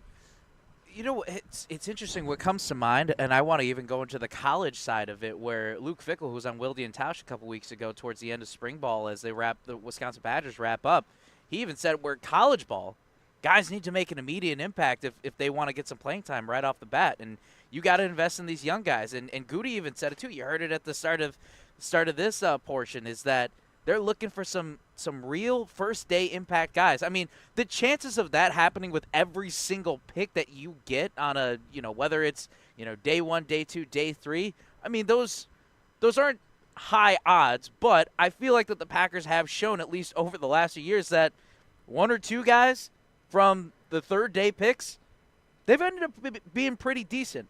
So, again, I think stick to the homework, but going back to the question of, I just don't know how much faith I have in the defense. I don't know if it's really something that they can turn a corner with the pass rush. I want to see Lucas Van Ness take a bigger step. I want to see that fire in him. Where is that going to be? Is Rashawn Gary going to be the beast that they're paying him to be? I just don't know where I feel. And again, if Jair Alexander is gone, who's going to be that cornerback? Who's going to be that dominant guy? Is Keyshawn Nixon going to be, is he going to be like the top guy in coverage? There are so many more questions, again, that I have for this defense that I just can't pinpoint them, say this is exactly where they need to fix. I feel like they do need to fix a lot of different gaps right now in this defense. The Green Bay Packers, in my opinion, did not get closer to going better than 1-5 in the division. And I'll tell you why next. This is ESPN Wisconsin Draft Day across ESPN Wisconsin. We're back after this on ESPN Wisconsin Draft Week, presented by American Family Insurance. All day, every day, the Carbless talk and text line is open for you. First off, there is not one team that's on the fringe that scares me. 800-990-3776. The Carbless talk and text line. This is more. When you're high, you feel different. Pretty obvious, right? You think different, talk different, but if you feel different, you drive different. So if you're high, just don't drive. Brought to you by NHTSA and the Ad Council. At Potawatomi, where ways to win are endless, another chance to capture epic cash and prizes comes Friday, June 27th. It's the season finale blockbuster drawings. Watch your entries from Enchanted Spins, Unreal Treasures, and Boundless Bounty come together for drawings where $300,000 in cash and prizes is there for the taking. Be there to win your share. June 27th only at Potawatomi Casino Hotel, Milwaukee. More info online. Must be 21 years old to play. Hey, it's Brad Nortman, and I've got to tell you about my go-to car wash, Tsunami Express. Get your ride looking its best and ride the wave at Tsunami Express Car Wash, Milwaukee's fan favorite for that perfect shine. Sign up for a monthly membership and enjoy unlimited washes for less than $1 a day. Skip the wait with the fast lane and take advantage of great perks. With locations in Midtown Milwaukee, Waukesha, Greenfield, Oak Creek, and Mount Pleasant, Tsunami Express has you covered. Tsunami Express Car Wash. Wash, chill, repeat. Visit TsunamiExpress.com to learn more. Oh my gosh, Allie, did you look at Janet's roof? Ugh, it's so flat. It looks like one of those roofing contractor commercials. Who even understands those roofing guys anyways? I like flat roofs and I cannot lie. You other contractors can't deny. TPO way up high. I'm hooked and I can't stop staring. If you want a roof that's worth staring at, Avondale Roofing is where you go. Your roofing experts for over 30 years. AvondaleRoofing.com. Escape the city and relax at Lake Lawn Resort in beautiful Delavan, Wisconsin. Enjoy outdoor activities on Delavan Lake. Tee off at the lakeside Majestic Oaks Golf Course or unwind at the award-winning Calidora Spa. With both indoor and outdoor pools, there's fun for the whole family. Take a cruise on the Lake Lawn Queen. Explore stunning shores and historic landmarks and enjoy delicious food and drinks on board. Book your stay today at lakelawnresort.com, where everything is better at the lake. Wisconsin is still cattle country, and that's why Bunzel's chose to stay close to home to hand select the finest beef. Quality goes into everything they do, from Bunzel's expansive array of meats, homemade specialty sausages, and their award-winning beef jerky. It just isn't a proper holiday meal without Bunzel's top quality cuts on the dinner table. Tasting is believing. Visit Bunzel's at 90th and Burleigh or bunzels.com. Let's talk about home turf. Your lawn is a reflection of your pride, hard work, and even competitive spirit. If you want a yard that makes the neighbors stop and stare, you need the right plan. That's where Weedman Lawn Care comes in. Weedman's lawn care program is kid and pet friendly, uses golf course quality fertilizer, and has an effective weed treatment to dominate any issue. Get a free quote of Weedman's winning formula for your yard at weedman.com and get 50% off your first treatment. That's weedman.com. Weedman for the win. Home practice is about to begin. Your daughter's new tap shoes? Loud. Your son's new tuba? Louder. But you got this. Just like Associated Bank's got you with $50 overdraft Greystone. So if you lose track of expenses buying some noise-canceling and sanity-saving headphones, we've got your back. You got this with $50 overdraft Greystone from Associated Bank. See associatedbank.com/checking or ask a banker for details. Member FDIC. Don't miss a second of ESPN Wisconsin Draft Week, presented by American Family Insurance. Download the brand new ESPN Wisconsin app today and stay on top of it all. In my mind of Lambeau Field, and I love Lambeau Field because the king of the North, the best quarterback in the NFC North, Caleb Williams, is undefeated at Lambeau Field.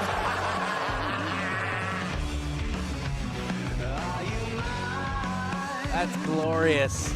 They're bringing out WWE superstars. Hell yeah, brother. Hell yeah, brother. That was last night to announce one of the second-round picks for the Chicago Bears. And I think that he did a great job. He maybe even rivaled Brian Gutekunst in the excitement and the energy that he drew from the crowd. I thought that was one of the best moments live from the draft pit, we'll call it. You know, you've got your mosh pit at concerts. I was at the draft pit for that one, and people were jarred by that. They were screaming, they were hooting, they were hollering as the Bears selected whoever is going to be mediocre and out of the league in the next Luther couple years. Burden? Did you just believe that Luther Burden is going to be mediocre? If the Green Bay Packers drafted him, he would not be a top 2 receiver they've drafted this year. That guy is going to be a Swiss Army knife for the Chicago Bears. You better watch out, and you better not cry. This is ESPN Wisconsin Draft Day. We're live from the shadow of Lambeau Field across ESPN Wisconsin. We're presented by American Family Insurance. Pablo Iglesias, notorious Bears fan from the Chicago area. That's me, baby. Listen, do you feel like the Bears got better? I want to watch more tape on Loveland. I believe that Madison Hayes, our teammate out here, she definitely has the reaction video of me when Colston Loveland here at the Tundra Trio. I think my jaw dropped. And Alex Strofe, who was in live coverage at the time too, looked straight at me, and I was just in awe. I really thought it was going to be Tyler Warren. Listen, I also had a conversation with our Unsportsmanlike team, Chris Canty. Really excited to meet him. I think, if anything, he got me really on board on the Ashton Genty train, too. And I just knew it had to have been I'll believe it when I see it. But then I get a push notification saying that ESPN Bet suddenly has Ashton Genty as the favorite to go to the Chicago, or as the Bears to be the favorite to land Ashton Genty. And I'm just like, I don't want to buy into the hype. I don't want to buy into the hype. And then I know I'm setting myself up for disappointment. And lo and behold, look what happened. I set myself up for disappointment. But you know what? We go to yesterday with with getting the WWE introduction for the Bears, why not? Let's do it. I said the exact same thing earlier. If you're going to do the pomp and circumstance with Mark Murphy doing that for the Packers, the Chicago Bears, you're going to break out the Bears still suck type of thing or the Bears still stink, whatever. You want to do that? Well, hey, the Bears know that they're in enemy territory. They're going to own it. They're going to own it. They're going to go up there. They're going to go up to the podium. Rise to the occasion. You want to be the enemy? Do it. Let's do it. We'll be the villain. And Seth Rollins is, he's the kind of guy who, in the WWE, he can work a crowd, and he knew how to do it. He did a fantastic job, better than the Bears have done in quite some time, in my opinion, but that's just me. Now, the Bears did come into Lambeau and beat the Green Bay Packers. Now, it was a ragtag squad of backups for the Green Bay Packers at that point, but it does beg the question, are the Packers any closer today than they were before of winning the division? Now, last year they went 1-5 in the division. They probably could have gone 2-0, but they were also a blocked kick away from going 0-6, which is just, that would have been hard. That would have been tough to stomach as a Packers fan. And I think that the Packers will probably beat the Vikings a little bit more. They don't have Sam Darnold at the helm. They've got a quarterback who hasn't played in quite some time. They've got someone who really doesn't have any tape in the NFL, so we don't know what they're going to look like.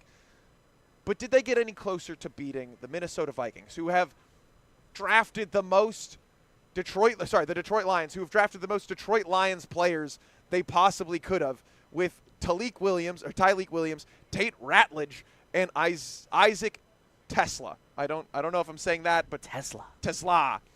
And these guys are, bite your ankle kind of guys. The mustache and mullet on Tate Ratledge alone tells me what I need to know. So we put it out on the field. Did the Packers get any closer to winning the NFC North after days 1 and 2 of the NFL draft? Pablo, you have the early results from that poll? Early results right now. I'm actually pretty shocked right now. It's so far it's yes. Yes is the majority. A lot of Packers fans feeling pretty confident right now. Now, why that are after you the first shocked? two. I just do feel like that. I don't want to fall into the lore of this offense again. This is exactly how I felt last season. That the Packers' offense looked good on paper, and then you add Josh Jacobs. That's awesome. And Josh Jacobs ended up being a true workhorse for this offense, but the wide receiver group fell short. You didn't really invest too much in the wide receiver because of how you felt that they did in Dallas. They came up short in San Francisco in that playoff run, don't get me wrong, but it felt like that. It's like, okay, well, we're good where we're at, so we're just going to run it back with the same unit, maybe add a couple pieces here and there. But it's I feel like from an offensive standpoint, you did address some places where you needed to address. You got an extra offensive lineman and you got 2 good wide receivers. But defensively, where did you get better? How do you feel confident in this group where you address one position group, but that's it? You're not just going to win just solely off of that. I don't know how good I feel about that defensive squad, and that's just where my hesitations lie right now, is that will they attack the defensive side of the ball today? And I really hope that that's the case. Well, although I think they're going to, and honestly, with where the strength of this draft lied, I'm not even opposed to them trading out of the end of this draft for next year's draft picks. I know that feels weird, but I don't know if you're going to get an impactful player who's going to come in and start immediately, specifically on this Green Bay Packers team where there's so much draft capital and so much money being invested on the defensive side of the ball. The place where I feel the most confident about the Green Bay Packers at this point on the defensive side is the linebacker position, which feels ridiculous to say, but they've got 2 studs there. And listen, Quay Walker has some work to do. This is a big prove-it year, but I expect someone as athletic as him and someone who's taken the strides that he has to step up one more time this season, which could be really good. I mean, he has all of the athletic ability to be a top 5 linebacker in the league. But the offensive line and the cornerback position is where you need help, and that's the place where you're spending the most money. But I really like what Miserable Goat, which, I don't know exactly where that comes from, but Miserable Goat in the ESPN Milwaukee YouTube chat says Chicago isn't trying to be the same old Bears anymore. If we think we're going to win from just showing up, it's not going to happen. And I think that as a Bears fan, you can probably take some pride in that, Pablo. Oh, I love it.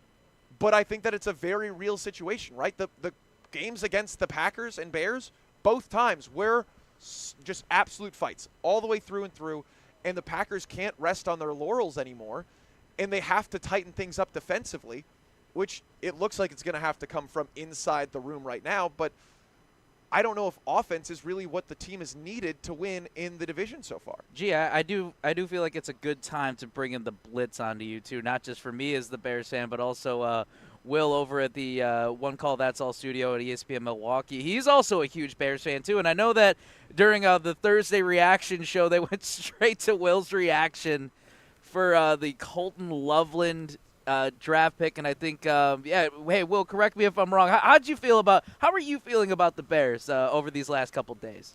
Yeah, that reaction was actually AI. Colton Loveland was my number one draft prospect this entire draft. AI's getting better and better these days, huh? Oh, boy. Yeah, I do like it, though. At first, obviously, I was expecting to hear the Tyler Warren name come across, Roger Goodell, but it feels like Ben Johnson, when he had the pick at it, he just took his guy, and he runs the most 12-man personnel out of any NFL head coach. So it seems like it fits into his scheme. As far as the NFC North, though, I think an interesting thing to think about is the team that got worse this offseason, and that was the Lions, losing Ben Johnson and Aaron Glenn. I think that puts the Packers in a better spot this year going into the 2025-2026 season. So, Will, after today, after yesterday, we still have, the 3 rounds to go, but none of the NFC North teams have a ton of picks remaining. Who do you think is the front runner to win the NFC North next year? I still think it's the Lions. If Dan Campbell had the ability to bring in Ben Johnson and Aaron Glenn, those two spectacular coordinators the first time, he definitely can do it again. But I think the Packers adding to that offense is very interesting. It makes them competitors with them. It makes it closer. But I think they need to add, like we've been saying all show, to that defense at the cornerback and the edge position specifically. Which is crazy because those are the 2 position groups that are the highest paid on the team and have the most first-round picks. Will, one last question for you on a Bears front. Do you think that the Bears are getting closer to getting out of the basement of the NFC North?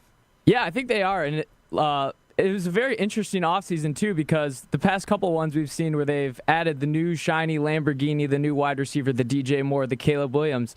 And this offseason, it's just been grit down in the trenches, getting those offensive linemen and defensive linemen, and it's clear that they're changing their ways. So I think that makes it a lot more interesting in the NFC North. The other thing to bounce off of this too with Colton Loveland is I don't know if it was the AI reaction. Like I said, AI is getting a lot better out here. If that was Will's reaction, but Colton Loveland too. I do need to think about this, and Will makes a great point with Ben Johnson. He clearly has to be the guy in that room with Ryan Poles, and it's like, this is the guy that we need to go with.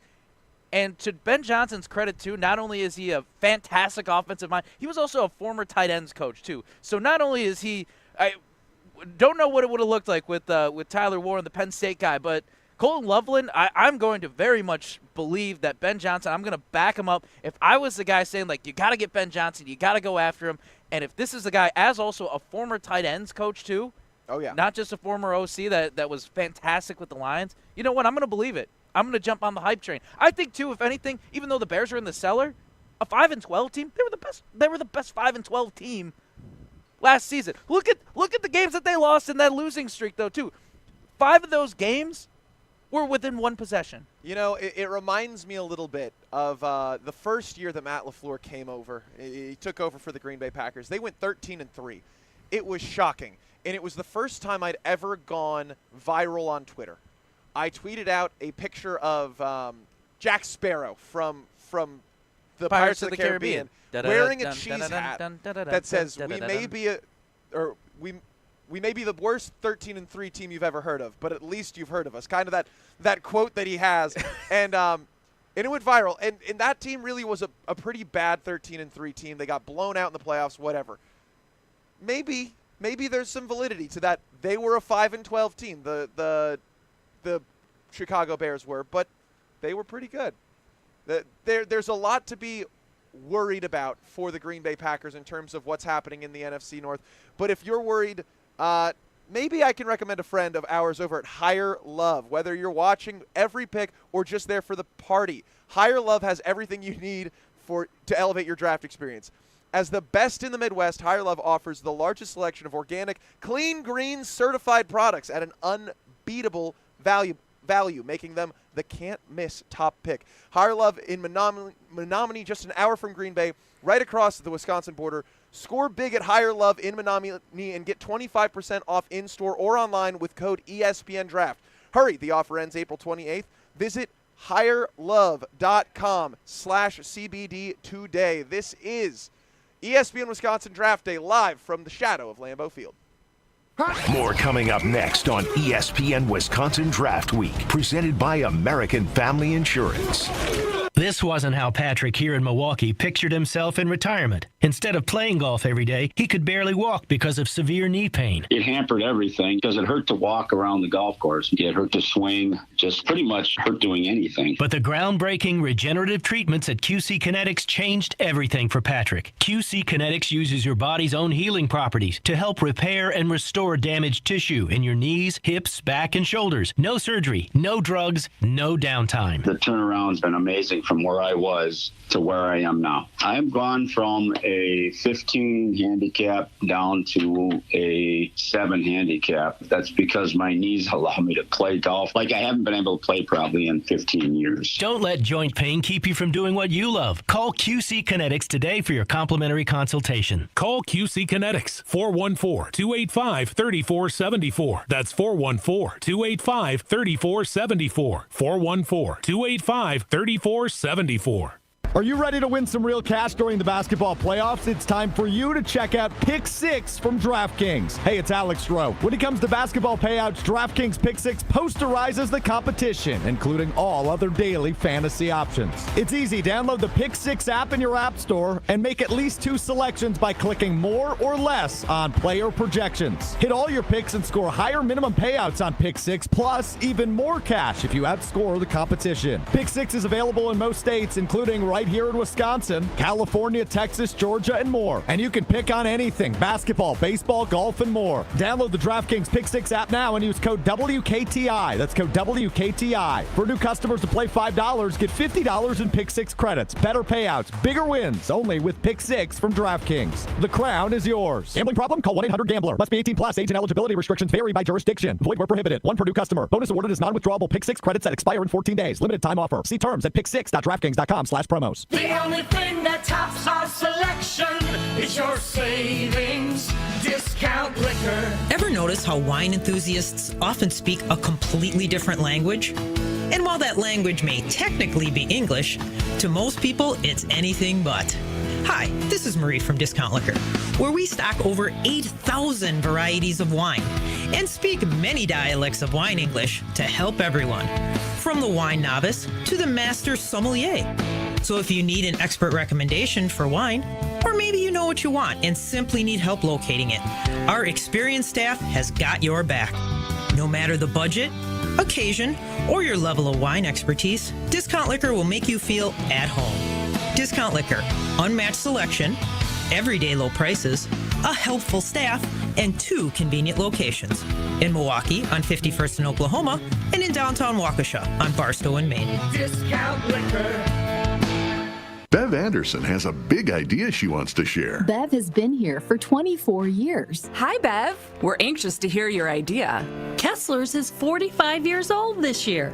Monica, remember when your dad used to say in every radio ad, "I'm Richard Kessler, and I want to be your jeweler"? I never got to hear that. Yeah, and then Rick would say, Kessler's Diamonds, inconveniently located on Appleton Avenue, Menominee Falls. Inconveniently? Richard said it was inconvenient for people to have to drive all the way to Menominee Falls, so he might as well admit it. Bev, tell us your idea. Richard said something else in almost every ad, and I think we should start saying it again because it's really important. Tell us. We do diamonds better because diamonds are what we do. I love that. Fantastic idea, Bev. Kessler's Diamonds. We do diamonds better because diamonds are what we do. For the location nearest you, visit KesslersDiamonds.com. You're listening to ESPN Wisconsin Draft Week, presented by American Family Insurance on ESPN Wisconsin and the ESPN Wisconsin app.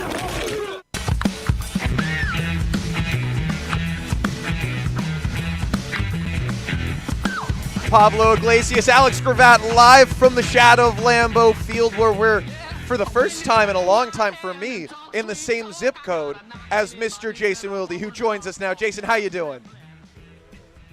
Well, we are in the same zip code. I am driving to the stadium to get ready for day 3 of the draft. But I got to be honest, had I known that, I saw Pablo multiple times. Had I known that the big G-man was going to be in town, I might have made a little greater effort to get ready faster so I can make it over there. So now I'm kind of disappointed, frankly, in myself. Well, we can rectify this. Just get me a press pass. I'll come join you in all of the official business that you're doing in Lambeau Field. It'd be great. All right, let me talk to the powers that be, but I'm going to work you. This ain't no Jesse Nelson assignment. You're going to have to work. Okay, that's very reasonable. I might opt out on that one, as it is a Saturday and I'm already working. But, Jason, I want to get right to it. There's a 40-yard dash timer outside of Lambeau Field. Have you partaken yet? I have not. I was just thinking about this, actually, as I'm driving through my beautiful city. I have not taken part in really any aspect of this draft any differently than if it was in Chicago or Nashville or Detroit. So I haven't done that. I haven't gone out there and said, hey, I am Corey Sparks. I am Pablo Iglesias. I'm kicking a 30-yard field goal. I haven't done that. I haven't eaten at the dive bar, supper club, whatever they built inside the fence. I have not done any of those things other than a bunch of radio, a bunch of YouTube, a bunch of TV, and a bunch of writing. So I hope you're going to do that. I hope you're going to do all those things before you leave. Well, we thank you for your contributions to the ESPN Wisconsin ecosphere, as it's been helpful having a guy on the inside. And I don't believe anyone's talked to you yet since last night's presser. And so I want to just hear, what was your takeaway after day 2 of the draft from Gutekunst and those guys about the guys that they got? Yeah, first of all, you don't have to thank me for my contributions to the ecosphere. That is my job. So they pay me, which I appreciate. But look, I thought Goody's admission at the top of our conversation with him was great. I didn't think I'd be standing up here talking about taking 2 wide receivers, right? I mean, Savion Williams, for him to be the 3rd-round pick, when they do have, whether Goody will acknowledge them or not, other needs, particularly on the defensive side of the ball, I thought that was really interesting. And I did think that underscores the fact that if there is a wide disparity among prospects on your board in terms of how you have them graded, and they had Williams graded highly enough that they would have taken him, they took him at 87 in the 3rd round. They talked about him at 54, which was where they took Anthony Belton. So they saw that as a great value. I think they love the diversified skill set that he has. There were comparisons being made to Cordero Patterson, who can return, he can catch, he can run out of the backfield, he can do jet sweeps. Like they don't have a puzzle piece like that. So that I can see why they're intrigued by him. But then my next thought was, and look, I always want to underscore this, Jordan Love doesn't make excuses. Jordan Love doesn't blame the play caller. He doesn't blame the guys that dropped 33 passes on him. He doesn't blame the injuries. I know that there are some Jordan Love stands that do that on his behalf in the fan base. But he is not an excuse maker. It's one of the many things I like about him. But when you add yet another offensive lineman, very high in the draft after taking one in the 1st round a year ago, when you add 2 more wide receivers, when you've got the tight ends that they've got, there's not a lot of room for excuse making for the head coach and offensive play caller and for the quarterback if this offense doesn't start taking jumps. They keep talking about, guys that they have already that they believe are poised to really have, big seasons. Hey, Jason, I think we're losing you for a moment. So we're gonna let you go and call back, see if we can get you sounding a little bit better. Is your connection's a little spotty at the moment. But I think that's a really good point that Jason brought up. That they felt they couldn't get past these two guys in the spots that they drafted them in a draft that everyone tends to believe is really strong on the pass rusher and defensive side, specifically in rounds 2 and 3. It's tricky for me, but I guess I do hear what he's saying, that Gutekunst had a lot of faith in these two guys. Yeah, it does make sense, too, because I've seen Jordan Love over the last few years, and no, he has not been a guy who's made excuses. He's been a guy who wants to take on those leadership reins, whether it's, even if Matt LaFleur says, hey, I want you to be a little bit more of a vocal leader, I want you to be a guy who speaks up in this locker room. But even then, guys are always backing up Jordan Love in this Packers locker room, saying that he's working hard, he's a guy that leads by example, he's never been somebody who's going to throw anyone under the bus. It's never given off that vibe, even if there is a situation where he throws a dime and somebody drops the ball. The Packers, it's not like Jordan Love is trying to, it's not like he can catch all the balls that he throws either. So, I mean, hey, the Packers did lead the league in drop passes, or were one of the top teams that did drop a lot of passes in the league last year. So he is a guy that Jason said he's not a guy that makes up a lot of excuses. And it sounds like we've got Jason back. Jason, thanks for working through that with us. Anything for Pablo. For you, That's fair. I did better? like Robot Jason, though, too. That was pretty cool. Robot Jason was pretty fun. Yes, I always like to think of myself as Optimus Prime, or maybe who's the guy in the first movie that gets torn in half by the bad Transformer? Oh, That's no. me. Not Beetle, not the bug. No, whatever. Bumblebee. Jazz? Was it Bumblebee? Jazz. I think it's Jazz. Autobots anyway, roll it's sad out. that I know that. Nice. Impressive. Good for you. Well done.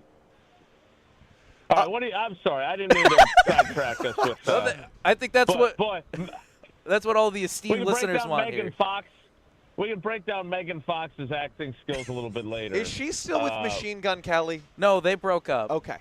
Sorry, just had to make sure that we were on the same page on that. Jason. So she is available.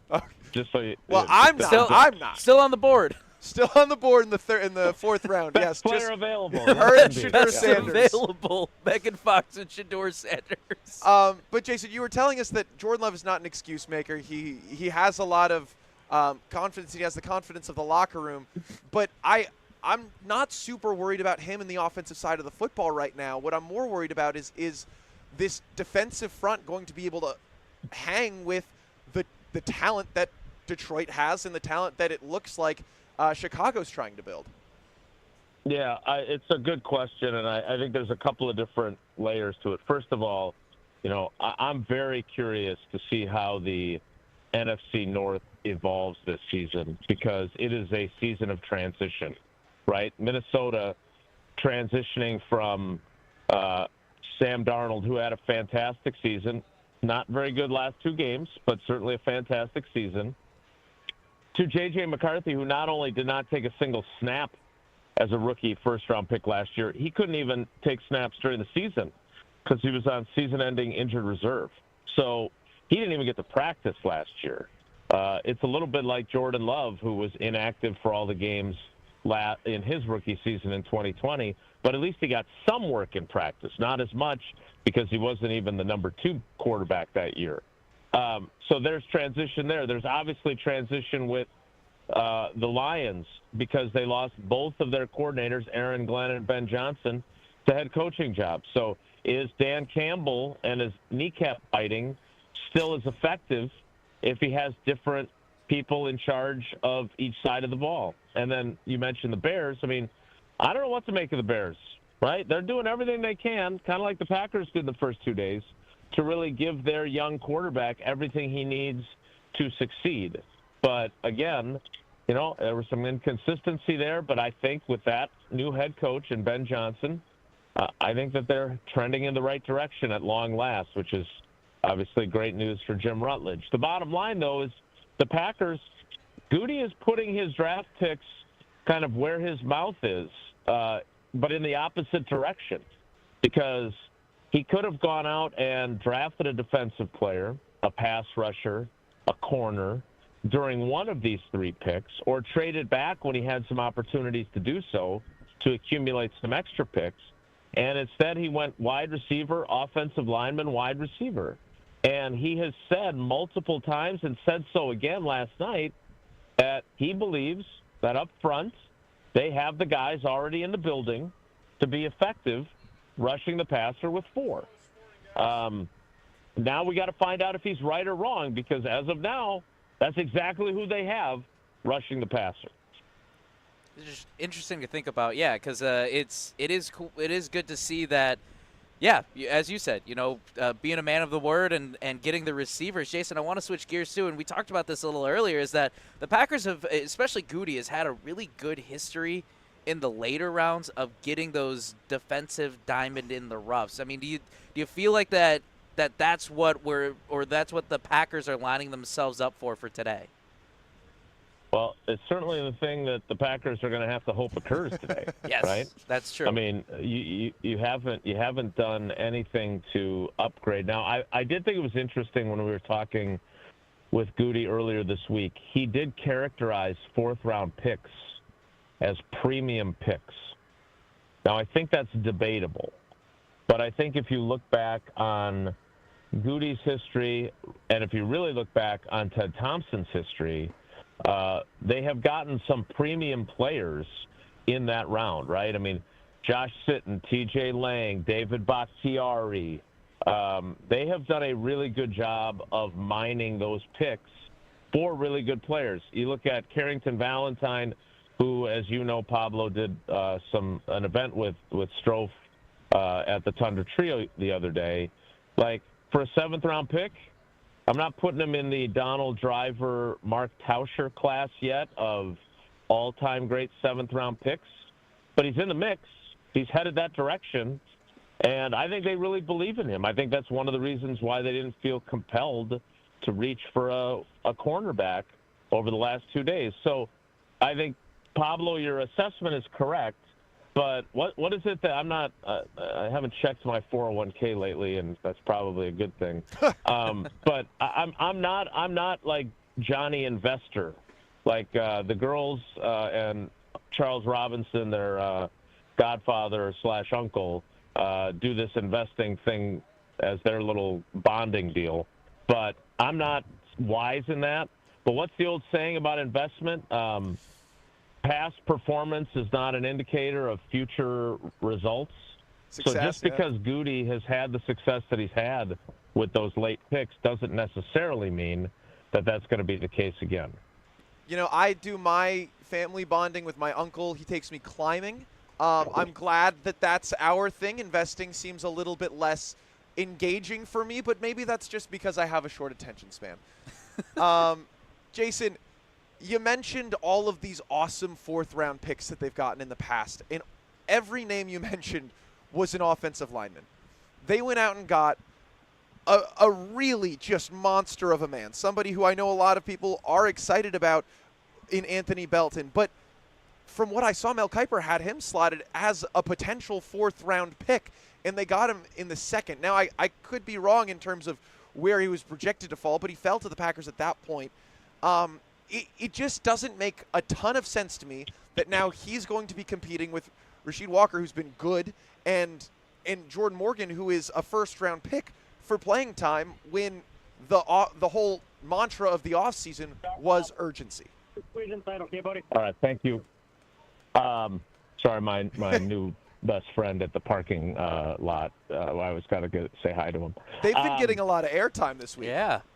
They have. Well, I've been back and forthing a lot. At least the good news is, A, I'm not chauffeuring Tausch today, and B, I am shutting down my vehicle, which I failed to do a couple days ago.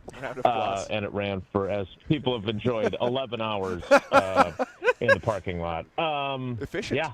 Paula really got a kick out of that. She said that they're not going to leave the because they've been in Madison. They're walking around the square right now. They said that they're not going to leave me alone anymore because they're worried next time they're going to have to issue a silver alert. So, to answer your question about Belton, and look, I love Mel Kiper. He's been a friend to our show. Tausch knows him really well. Anytime I need something, he helps me out. So I have a ton of respect for him. If you feel a butt coming, there's a reason for that. Like if he were to call me and say, "Hey, Jason, what did you think of how I did during the draft?" I said, you just can't get that emotional. You can say that you think the league is wrong on Shadur Sanders, but it's been hard to watch. Let me put it that way. And it's not just him. So it's possible he's wrong on Belton too. But I'll tell you this, he's not the only one who saw Belton the way he did. Dane Brugler from The Athletic, who does, in my opinion, the most comprehensive draft preview, felt the same way. Fourth-round pick-ish. I saw a lot of people say that he's kind of a plodding big guy. I have to admit, I have not broken down a lot of North Carolina State offensive line tape, so I don't know that. But the bottom line is that they picked him, and they've already said that the competition at left tackle is going to remain Jordan Morgan and Rasheed Walker. So he's not even going to go there. It's the only position he's played in college. So that he's going to be another conversion guy. And I would also say that I think he's a pick for next year guy. Because remember, and Goody said you don't think about this in the moment of when you're drafting, but that you certainly know about it as you're going into the draft. Rasheed Walker, Zach Tom, Sean Ryan, all free agents after this season. Also at wide receiver, obviously, Christian Watson and Romeo Doubs. So I do think that kind of stuff is part of it, and so I think they're picking Belton in part because they're going to need offensive line changes down the road. That's going to be an evolving position. But that said, I agree with you. I kind of gave to the everything I read, and yeah, he's a mammoth dude. He's hard to get around, but it's not like you have to have the feet, you have to have the athleticism, and the Packers think he does. But it's kind of like when I was young, and I thought, why don't hockey teams just put the biggest, fattest guy in the goal? So there's such tiny little space to shoot it past him, right?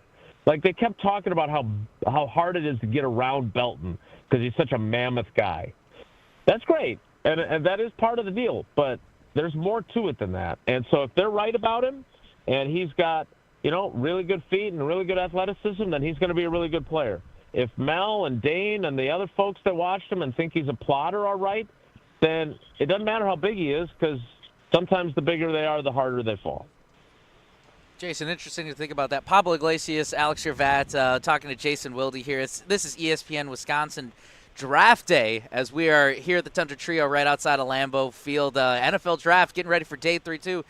Jason, we were talking about this in the show as well with the Packers having, as exciting as it is to have Savion Williams and Matthew Golden that they took in the first round, the Packers right now have 9 receivers on the roster. What do you think is the most intriguing thing coming into whether it's rookie mini camp or training camp right after that or not too far after? What intrigues you the most about this team having 9 guys in that position group?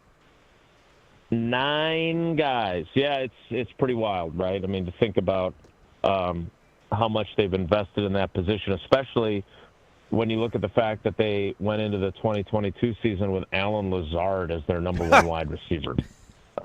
Right? I mean, they drafted 3 wide receivers that year. They drafted 3 more wide receivers the following year. 2 of those guys are already gone. That were 7th-round picks, Grant DuBose and Samori Toure.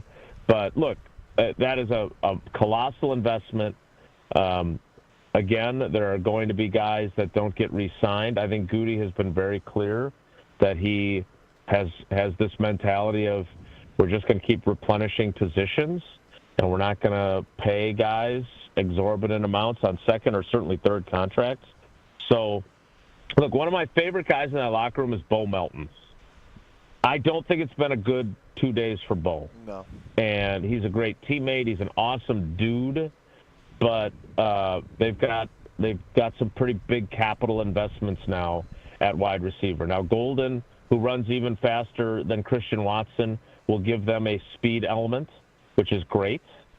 I think we'll see what Savion Williams is, obviously. It sounds like he's got all kinds of versatility, and there isn't a guy right now that they have that is like him.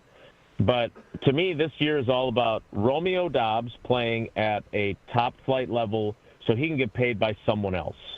I think he can earn himself a ton of money if he has a really good year and then the Packers don't re-sign him, which is what my instinct tells me, that they're willing to work through the concussions if he's going to be able to get past those. I just think you lose trust when a guy is so disgruntled in his own mind and so unfairly treated that he doesn't show up for work. So I don't know. Maybe they can forgive him. Maybe he gets an extension. I don't think he will. So now that's one guy off the equation. There's Christian Watson with his lack of availability till November, and then who knows what the future holds for him. And then you've got two guys that are in their third seasons that didn't pop to the degree that we thought in year 2. Will they do that in year 3? Will Dontavion Wicks, who seems to be open like Quick Trip 24/7, is he going to actually catch balls more consistently? He did in the second half of last season. One of the things that people rip him for about the drops, he actually got a heck of a lot better in the second half. He fixed that. Whereas Jaden Reed, who still led them in receptions and yards, disappeared in the second half of the season, or at least the final third of the season. So that feels like a position to me, Pablo, that has still a lot of question marks, despite the fact that they got that many guys on the roster. All right, Jason, the Wilde and Tausch likelihood has really bled into the show. Our clock management not so hot. Last thing for you before we let you go, is there anything in particular that you think fans should really be watching out for? I mean, when we look at the top 30 visits, it's been all defense or offensive linemen down at the bottom of the draft, a couple cornerbacks, but is there anything that we should be looking for today? Well, here's my weird question. How far does Shedeur Sanders have to fall before Brian Gutekunst would think about taking him? Well, he was the best player available. We couldn't say no at that cost. Right. So my old friend Bill Johnson, who used to host Green and Gold Today with me way back when you guys were in diapers, brought that to my attention this morning. And look, and that is not me predicting Shedeur Sanders is going to be a Packer. But that's obviously going to be the narrative on the shows, on the coverage, is where is he going to end up today? Where will he land? To me, the narrative for the Packers is how are they going to up, and it goes back to the point that Pablo made earlier, or maybe it was you, Alex. I don't want to give credit where it's not due. Capital J. Whoever it was that said the diamonds in the rough, it was you, Pablo, right? On the defensive side. He's a job guy. That is true. They have done a very good job of that. Kingsley Enagbare was a 4th-round pick, and I would argue he was their most consistent pass rusher last season. And he was a day 3 pick. So to me, that is the storyline. And if you'll go to Channel 3000 later today, I'm sure that's what you'll see is no credit for Pablo for the storyline, but that might very well, depending on how the board falls, that could very well be the story. All right, Jason, thanks so much for your time, and go get in the war room. I'm going to go get food in the food room first, and then I'll worry about the war room. So Nacho bar from what I saw. Be good. Take care. Thanks so much, Jason. That was Jason Wilde. You can hear him 9 to noon every weekday morning right here on ESPN Wisconsin. But we got to get to break because we've been terrible about time management. This is ESPN Wisconsin Draft Day. We're back after this on ESPN Wisconsin Draft Week, presented by American Family Insurance. The 2015 Wisconsin men's hoops team gave us all a march to remember. There will be no undefeated champion on Wisconsin with an unbelievable stretch drive to the championship game. On June 26th, enjoy an intimate celebration with the stars of the run with Made 'em Believe. Presented by M3 Insurance. World-class expertise and individual attention. Tickets are on sale now at uwhoops2015.com. Made 'em Believe. June 26th at the Orpheum Theater in Madison. Whether tailgating or hosting at home, don't serve boring, bland food. As the official grill of the Green Bay Packers, Pit Boss brings the heat with a wide range of wood pellet grills, smokers, and hardwood pellet fuel. Reach another level of flavor that can't be achieved with a charcoal or gas grill, and it's beyond easy. Seriously, Pit Boss grills get cooking with just a few simple steps. Grill, smoke, bake, roast, braise, char grill, barbecue, and direct flame sear. The all-in-one Pit Boss does it all. Learn more today at pitboss-grills.com. My house has a new glow. I love my windows. Universal Windows Direct. Hey, Experience Kyle Wallace right now. Buy 2 windows, get 2 free. No limit. Pay no interest until 2030 plus $500 off your home improvement project. Restrictions apply. Call 414-410-2000. I love my windows. They've got that brand new home effect. Universal Windows Direct. Drum roll, please. Carbliss is here with refreshing new flavors. Introducing their Tropical Bliss Variety Pack. Let the summertime flavors of blood orange, watermelon, raspberry, and grapefruit whisk you away from the winter blues. New flavors, same great Carbliss perks. Every handcrafted cocktail still has 0 sugar, 0 carbs, and just 100 calories. Find the Tropical Bliss Variety Pack in store wherever Carbliss is sold and enjoy your winter passport to paradise. Grab a pack today and discover why Bliss is more with Carbliss. Hey, this is Mike from Infinity Exteriors. Buying a roof, siding, or windows can feel overwhelming. Hidden costs, confusing contracts. We don't play that game. We educate you so that you can decide. And when you know the facts, Infinity Exteriors is the clear choice. Since 1997, we've installed peace of mind with no surprise upcharges, flexible budgets, and immediate financing. Infinity Exteriors, saving our communities from unscrupulous contractors. Visit infinityexteriors.com. At Potawatomi, where ways to win are endless, another chance to capture epic cash and prizes comes Friday, June 27th. It's the season finale blockbuster drawings. Watch your entries from Enchanted Spins, Unreal Treasures, and Boundless Bounty come together for drawings where $300,000 in cash and prizes is there for the taking. Be there to win your share. June 27th only at Potawatomi Casino Hotel, Milwaukee. More info online. Must be 21 years old to play. At Citizens Bank, community banking is you, growing your business with a partner who gets it. It's you, buying your first home with a lender who makes it easy. It's you, building a future with savings that work just as hard as you. And it's us, working together to strengthen our community. Because at Citizens Bank, community banking means you plus us. Visit us at citizensbankwi.bank. Citizens Bank is member FDIC and an equal housing lender. It's party time at Cousins Subs. For a limited time only, Cousins 2-foot party subs are back. Choose from the ham and provolone, Italian special, or turkey. Each party sub is just $39.99. Feeds 5 to 8 people and requires 24-hour notice to order. And now you can complete your party by adding a party chip bag and a dozen chocolate chip cookies for just $4.99. Order today in store, online, or on the app. Cousins Subs. We believe in better. This is ESPN Wisconsin Draft Week, presented by American Family Insurance on ESPN Wisconsin and the ESPN Wisconsin app.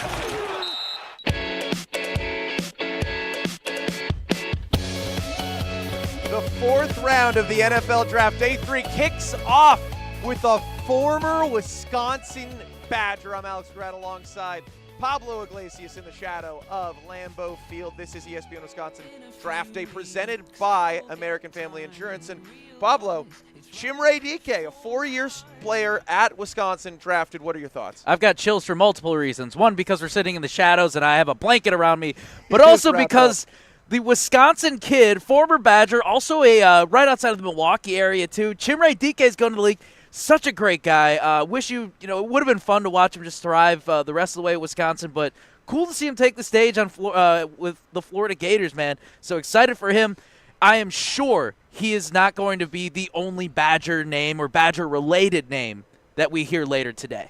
Right, and that means that the Jaguars are on the clock. Their pick is in. We don't know what they're drafting yet. Could be another Wisconsin Badger. Hunter Wohler, or Jack. Actually, it could be Jack Nelson. But it could be. There's very well could but be. But there's Jack a Nelson. lot of things to go between now and then. It is not. It is Tootin out of Virginia Tech. So they've got a guy there. But Graham Mertz, former Wisconsin Badger, takes Chimere Dike down there with him in Florida, and he gets him drafted. So the first Badger off the board. We're going to be locked in with the rest of Day 3 in the NFL Draft coming up next. This is ESPN Wisconsin Draft Day across ESPN Wisconsin.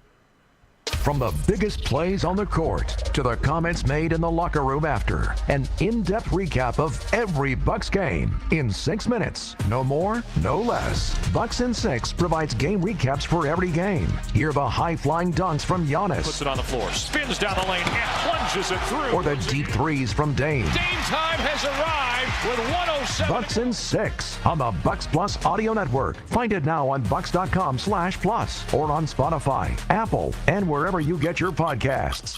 Here in Wisconsin, one name is synonymous with fantastic frozen pizza, Palermo's. For almost 60 years, Palermo's has focused on feeding Wisconsin families. And though Palermo's has grown a lot since 1964, they're still family-owned. They're still proud to call Milwaukee home. And they're still committed to making the best frozen pizza possible. From their new and improved rising crust pizzas to their guilt-free Primo thin pies, Palermo's has a delicious slice for every appetite. Find Palermo's in your local grocer's freezer food aisle. Palermo's, flavor is our family's business. Picks are made every year with the NFL Draft as each team dreams fearlessly. Let's rewind for an American Family Insurance Green Bay Dream Pick. April 2005. Green Bay's gunslinger Brett Favre continues to perform, but the threat of retirement has general manager Ted Thompson thinking about the future. That's when Green Bay made their dream pick.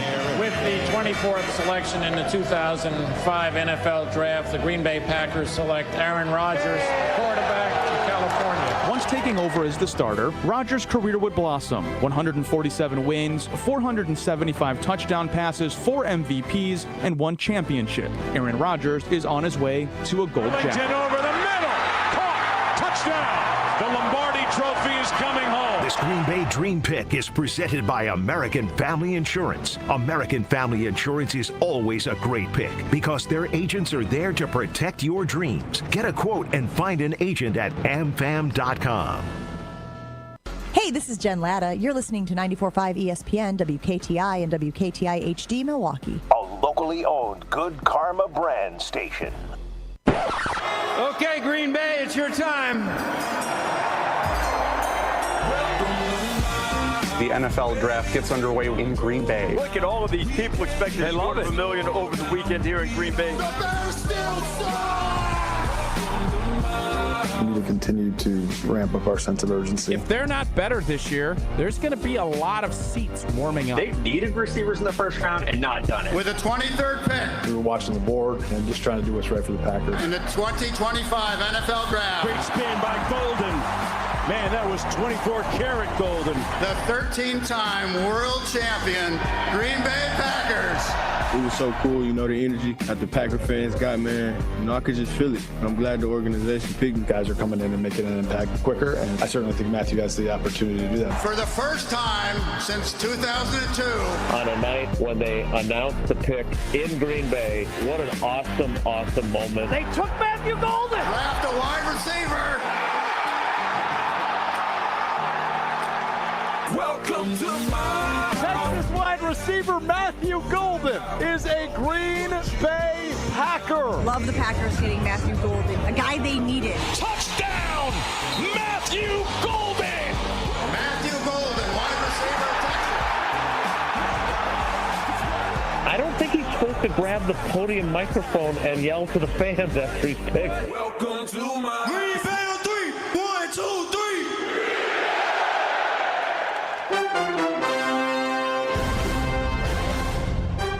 Matthew Golden was picked 23 yesterday, or 2 days ago now. Yep. Packers have drafted another tackle and another wide receiver since then. Round 4 just got underway. Chimere Dike, former Wisconsin wide receiver, moves to finish his career in Florida, and he gets drafted today with the first pick in the 4th round. Cam Scadaboo just gets drafted to the Giants, and we are underway getting ready for the Packers' 4th round pick coming up here in just a few minutes. I want to revisit some of the polls we've been hanging out around for a couple hours. Pablo Iglesias, Alex Gravatt, live from the Tundra Trio in the shadow of Lambeau Field. This is ESPN Wisconsin Draft Day presented by Coors Light. And with the Packers drafting 2 wide receivers early in the draft, we imagine that somebody's going to have to get the boot. And so which one of these wide receivers do you think is most likely to get cut before the season? It is almost a third of the votes per wide receiver. Christian Watson, Romeo Doubs, and Dontavion Wicks. Pablo, as you see this, what are you surprised to hear that it's kind of an even split? No, not necessarily. I do feel like that Wicks does feel like he's going to be the guy that probably doesn't make this roster. I mean, I think whoever would end up picking up is a steal. It's just hard because of how much you've invested in Christian Watson. And Jason Wilde brought up a great point, too, with Romeo Doubs of this is a prove-it season for him in a different way where, yes, he should ball out. He should hopefully, like, really show that he could take it to the next level to show to other teams because it feels like that the Packers probably will not pick up his rookie option for that 5th year. So I agree with that. As much as you want to try to keep everybody, as much as you want to try to do as much as you can to run it back across the board, it's a business too at the end of the day, and you can't do that with everybody. You got to let go of some of the assets, and especially if you're drafting 2 guys early on, with 2 of the first 3 picks you're going wide receivers, it seems like that. I'm not saying Romeo Doubs is getting pushed out the door, but he's probably going to be given a good opportunity to shine, to be the guy that we saw the flashes of over the last few years, but in order to get himself that payday with someone else. And you know, that was one of the more interesting things that I think Jason Wilde came on and said. And Jason Wilde, if you missed any of that, he was on for a while when he wasn't sounding like Optimus Prime. And he really broke down what the Packers executives are seeing as this draft kind of falls into place, right? They didn't expect to take 2 wide receivers early on. They weren't even sure if Matthew Golden was going to drop to them in the first round. But now they have those, and they're trying to decide exactly what to do. And there's a lot of belief that the relationship between Romeo and the Packers is good enough to survive this season, but for Romeo to play himself into a lot of money somewhere else. And as a Packers fan, and specifically a Romeo fan, I think that he's a very safe, sure-handed wide receiver when you look at what they have elsewhere. That makes me a little sad, but it also opens the door for these new rookies to pop off and really fit into their own. Ryan in the 920 says, in his opinion, Watson's days are numbered in Green Bay, and that he might not be the same after the torn ACL, which is interesting. There is a potential that in order to keep Watson a part of the organization, and I do not know. This is just clear speculation, but is there a chance that he remains on the IR the entire season to allow these other guys to really develop and fill into their own to see if maybe the team could be better off without him, or that they do in fact need his big-bodied speed? Here is my thing to think about too, is that we do keep saying that it's like he will be available at the earliest November, at the earliest. Like that's not even a guarantee in itself too. So I wouldn't rule out that as much as Packers don't want to see like him sit out the whole season, I can't say that who are we to really say that that's 100% guaranteed that, again, he could. It's just a could that he could be back in November at that point. So, yeah, I don't know exactly what's in line for Christian Watson's future, but it's like also what does it look like now with the 3rd-round pick that the Packers picked up in Savion Williams? Like, as you said, too, as an ultimate guy. You know, you're tall, you're fast, you can't teach height and you can't teach speed. So, I mean, that's just like what it is. As much as it hurts to have, you know, that's Christian Watson brings that height, he brings that speed. It seems like that they are loading up on speedy guys, and Savion Williams being the gadget, even though Goody didn't want to call him that. I mean, you got a few different guys who you can't replace versatile. Christian Watson, but you got speed, and you got a guy who can do just about anything too. You have speed on one hand and height on the other, but the thing that really stands out to me is all offseason we've heard and we've talked about Brian Gutekunst saying this is the year of urgency. We have urgency. That's what the Packers have this year. That is the mantra of the offseason. But we go out and the early returns are not urgency, but versatility. And I don't think that's a bad thing, but I don't know if that's necessarily an urgent pick, right? Is getting a second wide receiver this year, somebody who's versatile and an athletic playmaker, somebody who you want the ball in their hands, but maybe isn't a downfield deep threat receiver. Is that really an urgent pick? No. An urgent pick would have been going and getting one of those cornerbacks who you had in on a top 30 visit. Maybe even trading up and getting a guy who you're expecting to start day one, or maybe finding somebody to challenge those pass rushers, right? Everything Goody has said is that we believe that the guys we have in-house at Lambeau Field, those are the guys who are going to develop and become dominant pass rushers. They're going to be the ones to make the difference. But there has been nothing over the last year that has proven that to be true. You know, there's another position group that we have not even touched on. It's as successful as Josh Jacobs is. Where does the rest of the room look like? I mean, Marshawn Lloyd he could be good. What, second or third round pick? I from think last he's a year? third round. Yeah, I mean he's a good running back, and you have to give him some chances. He was injured last year. I also like what they have going on in the deeper parts of that room with the free agents that have come and gone. But I just don't see a world where they address that, especially now that Cam Scadaboo is gone. If Scadaboo were available, I would have been excited, thrilled to see him. He's pulled, Christian McCaffrey comps, not because he's as good as Christian McCaffrey. That is a unique situation. He's one of one.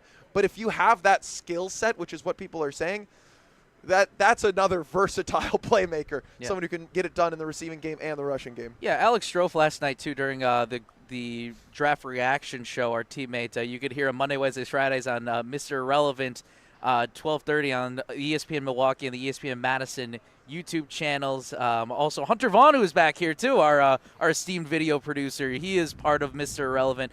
Strofe was bringing up the point of he wasn't saying that he was extremely convinced that the Packers would grab a running back, but he wasn't ruling it out either, saying that maybe this is the competition that Marshawn Lloyd and Emmanuel Wilson might need in that running back room, because we all know, clear as day, Josh Jacobs obviously is the number one, but he's not going to be doing like 25, 30 carries. You're going to wear him out. You're going to wear him out by the time playoffs, because that's when you really want Josh Jacobs to shine. You want him to be ready to go. He's not going to be 100%, but as close to 100% towards playoff time. And I think you've got to make that room a little deeper, and I think Marshawn Lloyd potentially has those tools, but because of the way that the injury bug hit him last season, he's now a year behind in that development. He's now got to play some catch up. So is the right strategy get a running back today? I don't know. It just really depends on who's available. I didn't think they were going to get Cam Scadaboo anyway, but if you think it's the right opportunity for you to, one, challenge the guys, and two, add to your depth, then why not? Because that is a room where, maybe it does need a little bit of a bolster, because it's just too top heavy. The energy in and around Lambeau Field is getting much bigger as we see more fans, more diverse fans, not just Packers fans, but like every team. I've seen someone in a full Jaguar outfit, like head to toe they were dressed as a Jaguar. We've got Steelers fans, Raiders fans. I've seen a couple of Buccaneer fans coming in. You can hear the excitement of the draft as more draft picks slide in, right? We've got the Patriots drafting Craig Woodson, Jack Kaiser, the linebacker from Notre Dame, going to the Jacksonville Jaguars, and Deontay Thornton Jr., the wide receiver from Tennessee, going to the Raiders. My stepdad, very excited, sitting here in front of us, Raiders fan. Now, Raiders. What have the Green Bay Packers done to catch up to the other teams in the NFC North as they went 1-5 last year? Well, we're not entirely sure, and there's a mixed bag of results on if we believe they've caught up. 800-990-3776 is your way in as the Chicago Bears trade picks to the Buffalo Bills, so the Chicago Bears will not be making a draft pick now. Shedeur Sanders still on the board. We want to hear from you. Are the Packers caught up? Because the Twitter poll results are coming in next. But Pablo needs to tell us a little bit about our friends at Carbless. Yeah, low in carbonation, high in flavor, Carbless handcrafted cocktails, 0 sugar, 0 carbs, 0 gluten, and just 100 calories. That's a beauty right there. Carbless is made right here in Wisconsin and satisfies any vodka, rum, or tequila cocktail craving. New tropical flavors. I tried this one last night too. Blood orange. That was a zesty flavor. I enjoyed that one. It was a nice way to cap off a long, long day. I'm a mango guy myself. I got to try out mango. They've got mango. They've got watermelon. They've got grapefruit. And classics like lime, black raspberry, margarita, and Moscow Mule. You got plenty of options here, especially with summertime coming around. You've got some good flavors. So these are just some of the Carbless flavors that they have to offer. So make your Carbless the top pick on your next grocery trip. I know I'm going to be doing that. So find your bliss at drinkcarbless.com. Carbless, bliss is more. Have the Packers done enough to close the gap on the Detroit Lions? We'll be talking about that next on ESPN Wisconsin Draft Day. We're back after this on ESPN Wisconsin Draft Week, presented by American Family Insurance. The 2015 Wisconsin men's hoops team gave us all a march to remember. There will be no undefeated champion on Wisconsin with an unbelievable stretch drive to the championship game. On June 26th, enjoy an intimate celebration with the stars of the run with Made 'em Believe. Presented by M3 Insurance. World-class expertise and individual attention. Tickets are on sale now at uwhoops2015.com. Made 'em Believe, June 26th at the Orpheum Theater in Madison.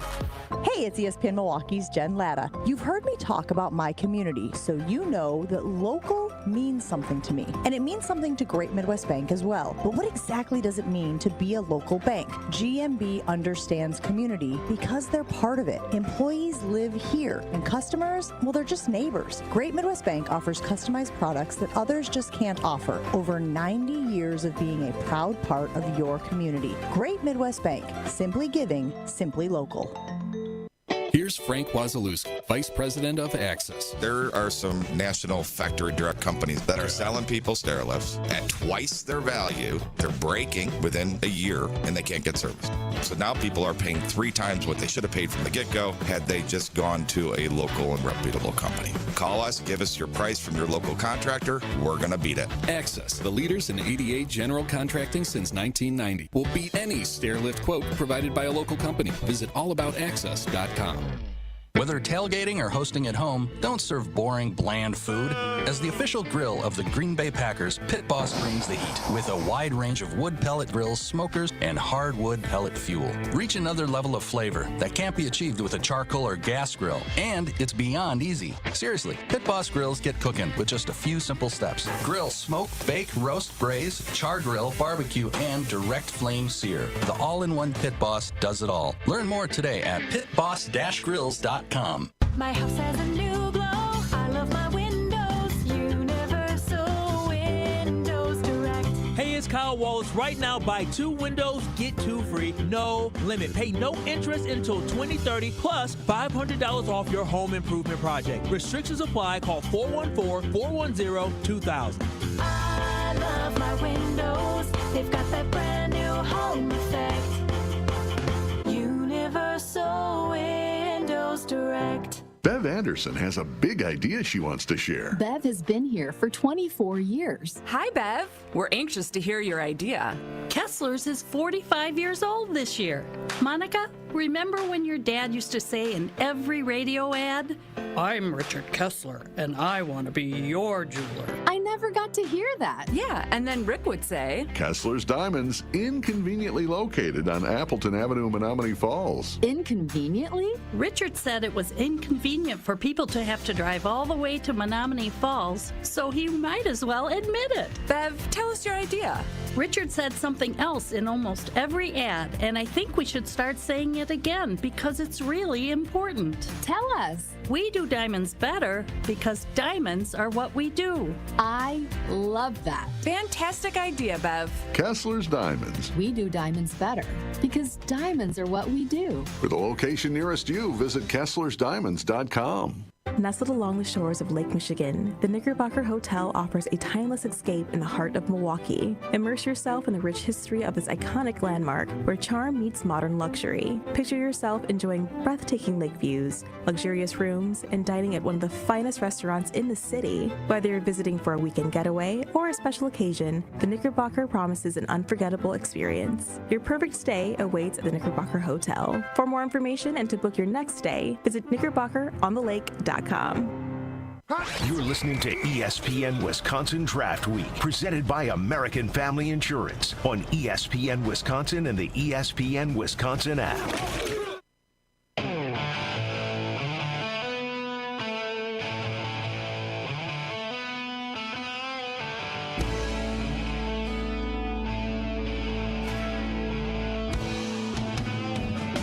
Fans continue to roll in as the energy continues to build here just outside of Lambeau for day 3 of the NFL Draft. Round 4 is underway. I'm Alex Gravatt alongside Pablo Iglesias. This is ESPN Wisconsin Draft Day, brought to you by American Family Insurance. Alex Strofe rolling in as his partner is currently asleep right in front of us, and we're sleeping on the job. But way to call her out hey, like man, that. you know, like everyone's She's gotta sunbathing. know. We haven't had sun in like 2 days. Come on, man. We got to enjoy a little bit of that vitamin C or vitamin D, excuse me. Up above 50 degrees for the first time all day. You're still wrapped in a blanket. I've got my hand warmer. My fingers are doing well. But listen, the Green Bay Packers went wide receiver and an absolute stud in Matthew Golden, mind you. Then they go an absolute mountain of a man, somebody who many people had slated to be a 4th-round pick. They took him in the 2nd. And then they go ahead and they get another wide receiver, which is again, great. I love the dynamic athleticism these guys offer. I love the fact that we are encouraging competition within for playing time. I love that we're building depth. I don't love that we're not necessarily getting closer to the Lions with these moves. And as we look at it, Twitter tends to agree with us. We have tons of votes early on, and the early results are 56% of people say the Packers have gotten closer to winning the NFC North. 43% say no, they have not. Now, I know your fandom lies with a different NFC North team, but as somebody who spends a lot of time in this realm, Pablo, what are you seeing from around the NFC North that makes you feel like the Packers are getting closer or further?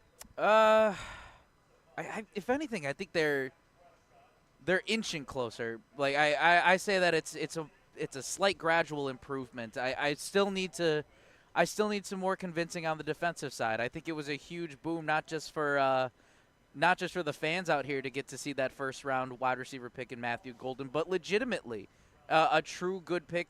That's what helps move the offense or moves the offense into a better direction. But I just need to see more from the defense. You could hope that the magic wand is the magic wand that where Goody's late-round picks, he's had some home runs with them. I can't guarantee that could happen. Hopefully they do find those diamonds in the rough that I was putting at. But I'm not overly convinced that I don't know if the Packers can be the team that wins the NFC North. I mean, again, I think they're still a really good team. Hopefully all the pieces just come together now.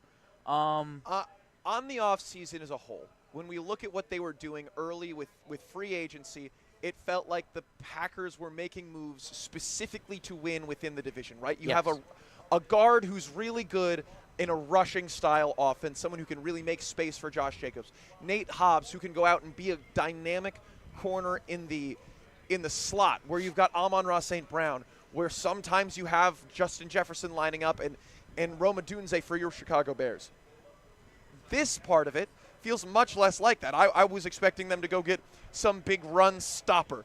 I was expecting them to get, the wide receiver was absolutely the right move, getting Matthew Golden, because you need to have more talent in that wide receiver room and somebody who Jordan Love can rely on consistently.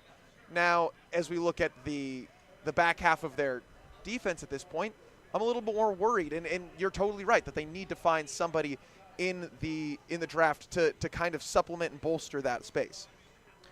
Yeah, and that's we'll figure it out for sure. See exactly where the Packers are going to go, where the Bears, where everybody stands in the NFC North. I do want to think about a point too that really it's also going to be where that Jason Wilde had brought up when he was just on was what are the Lions going to do with replacing Ben Johnson and Aaron Glenn too with those coordinators? Like what is that going to look like come this year in the division? I think that's going to be really interesting. It's going to be a whole new fold, and weirdly enough, the Packers, even though you think of them as having all of this change because it feels so recent since I know McCarthy's been gone for 7 years, but it doesn't feel like it's been that long. Aaron Rodgers is gone. We're in a new era of Packers football, but this team still has a lot of consistency in terms of the people who are here, right? There's not been an incredible amount of turnover in the last couple of years, and so that is pretty good. Don in the 262 texts in saying, send that Bears fan back to ESPN Chicago where the Packer backers. So Pablo, I'm sorry we're going to have to kick you out. Do you have anything else you'd like to be drinking on your way down? Yeah, sure. On my way down, I might as well grab myself and stay draft ready with Tequila Mi Campo, made for Wisconsin, made for those who live louder. Just like the excitement of the draft here in Green Bay. Look, even as a Bears fan, I'm enjoying it out here. Mi Campo delivers that same bold energy and anticipation with every sip, made with 100% blue Weber agave and aged in wine barrels for incredibly smooth taste. I love my smooth tequila, man. So please enjoy responsibly. 2025 imported by Mi Campo Spirits, Canandaigua, New York. Tequila, 40% alcohol by volume. 800-990-3776. If you're on your way to the NFL draft, which thousands of people are as they flock past the Tundra Trio where we are live for ESPN Wisconsin Game Day, Draft Day, call us, text us, let us know what you think the Packers need to do early in round 4, 5, because we're going to be getting you ready for those picks as the Eagles pick Ty Robinson, defensive tackle, out of Nebraska. That pick went from Carolina to Denver to Philadelphia for that pick. We're going to have more, including a take from Chewy that I'm excited for. Coming up next, it is ESPN Wisconsin Draft Day. We're back after this on ESPN Wisconsin Draft Week, presented by American Family Insurance.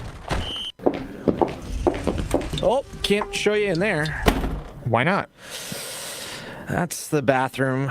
We need a new shower bad. Think your shower is one of the ugliest in Wisconsin? Upload your photo by April 30th to goodkarmabrands.com/Wisconsin contest for a chance to win a free shower remodel. One lucky fan will win a free shower remodel from Kohler Services, including design consultation, demolition, and removal of your existing shower or bath, and installation of a brand new Kohler Luxstone shower. goodkarmabrands.com/Wisconsin contests.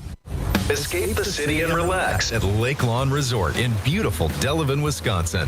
Enjoy outdoor activities on Delavan Lake.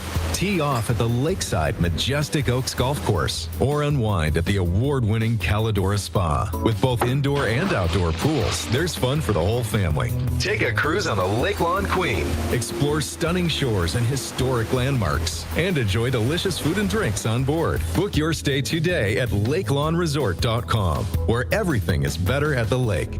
Hey, it's Brad Nortman, and I've got to tell you about my go-to car wash, Tsunami Express. Get your ride looking its best and ride the wave at Tsunami Express Car Wash, Milwaukee's fan favorite for that perfect shine. Sign up for a monthly membership and enjoy unlimited washes for less than $1 a day. Skip the wait with the fast lane and take advantage of great perks. With locations in Midtown Milwaukee, Waukesha, Greenfield, Oak Creek, and Mount Pleasant, Tsunami Express has you covered. Tsunami Express Car Wash. Wash, chill, repeat. Visit TsunamiExpress.com to learn more.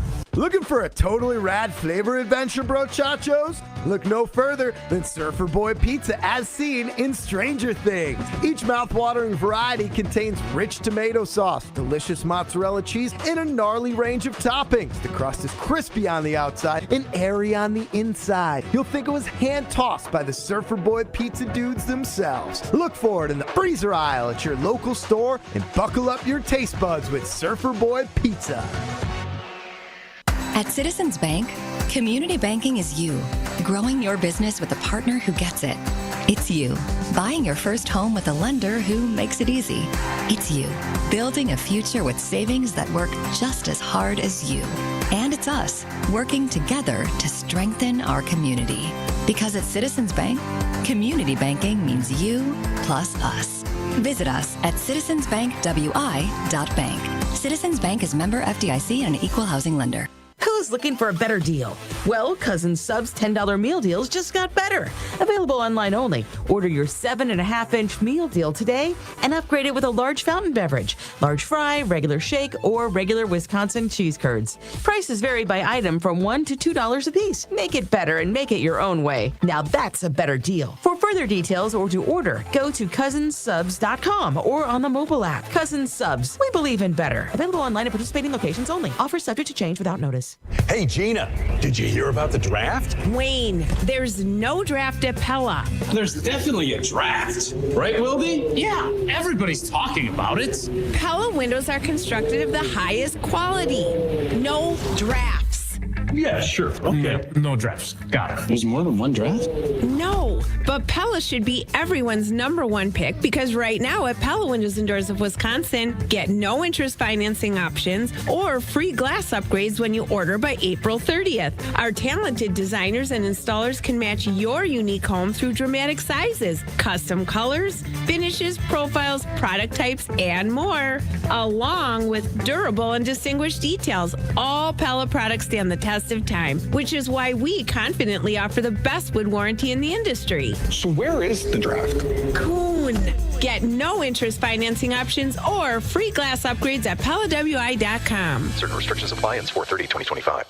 Don't miss a second of ESPN Wisconsin Draft Week, presented by American Family Insurance. Download the brand new ESPN Wisconsin app today and stay on top of it all.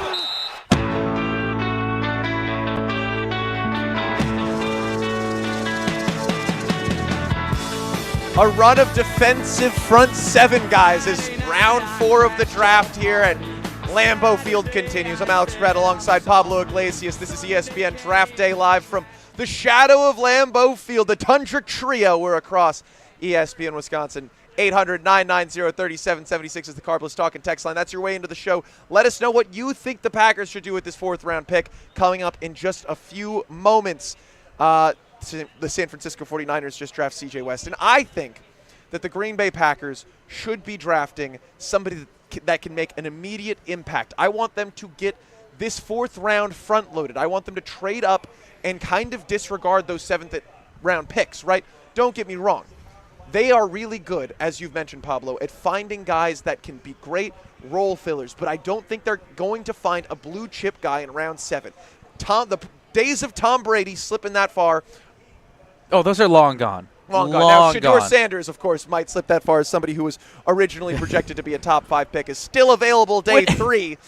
Well, if he's taken the wood, we wouldn't consider him. It's like, oh, well, I did see an article though saying on ESPN.com that Sean Payton is saying that, all right, if whoever's sleeping, all the teams that passed up on Shedeur Sanders, you're making a mistake. I mean, well, why not the Broncos take him? But obviously it's because they have Bo Nix, so that would not make much sense. But it's just like I don't think we can consider like whoever takes him is like, oh, they got like, is it the Tom Brady type of pick? Because Shedeur Sanders was one of the best quarterbacks in this draft class. At this point in the draft, you have to look for somebody you think can still start. There's a lot of guys who you like the promise that they might have, but as the Green Bay Packers and many of these other teams who might need a quarterback should be looking for Shedeur, you need to look for someone who can start, and that's exactly what Chewy said. Here is Mark Chmura from Jen, Gabe, and Chewy, weekdays 7 to 9 across ESPN Milwaukee.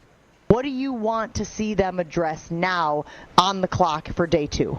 I would like them to trade up, get a guy who can have an impact this year, someone who they really like, which I'm sure there are a handful of players out there, and then backfill the rest. Look, and I've said it a million times, when you have a good team, right, there's only so many spots going into training camp, right?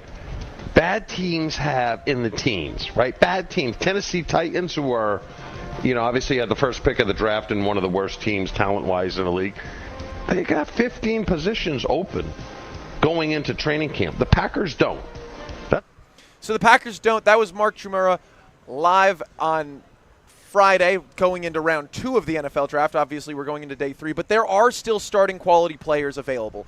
And the Packers need to prioritize getting those guys as opposed to getting depth pieces for the offensive line or the linebacking core. I want to see them get somebody who they think can replace Jair Alexander if he's going to be gone. Get somebody who can come in and give Lucas Van Ness a run for his money as a former first-round pick.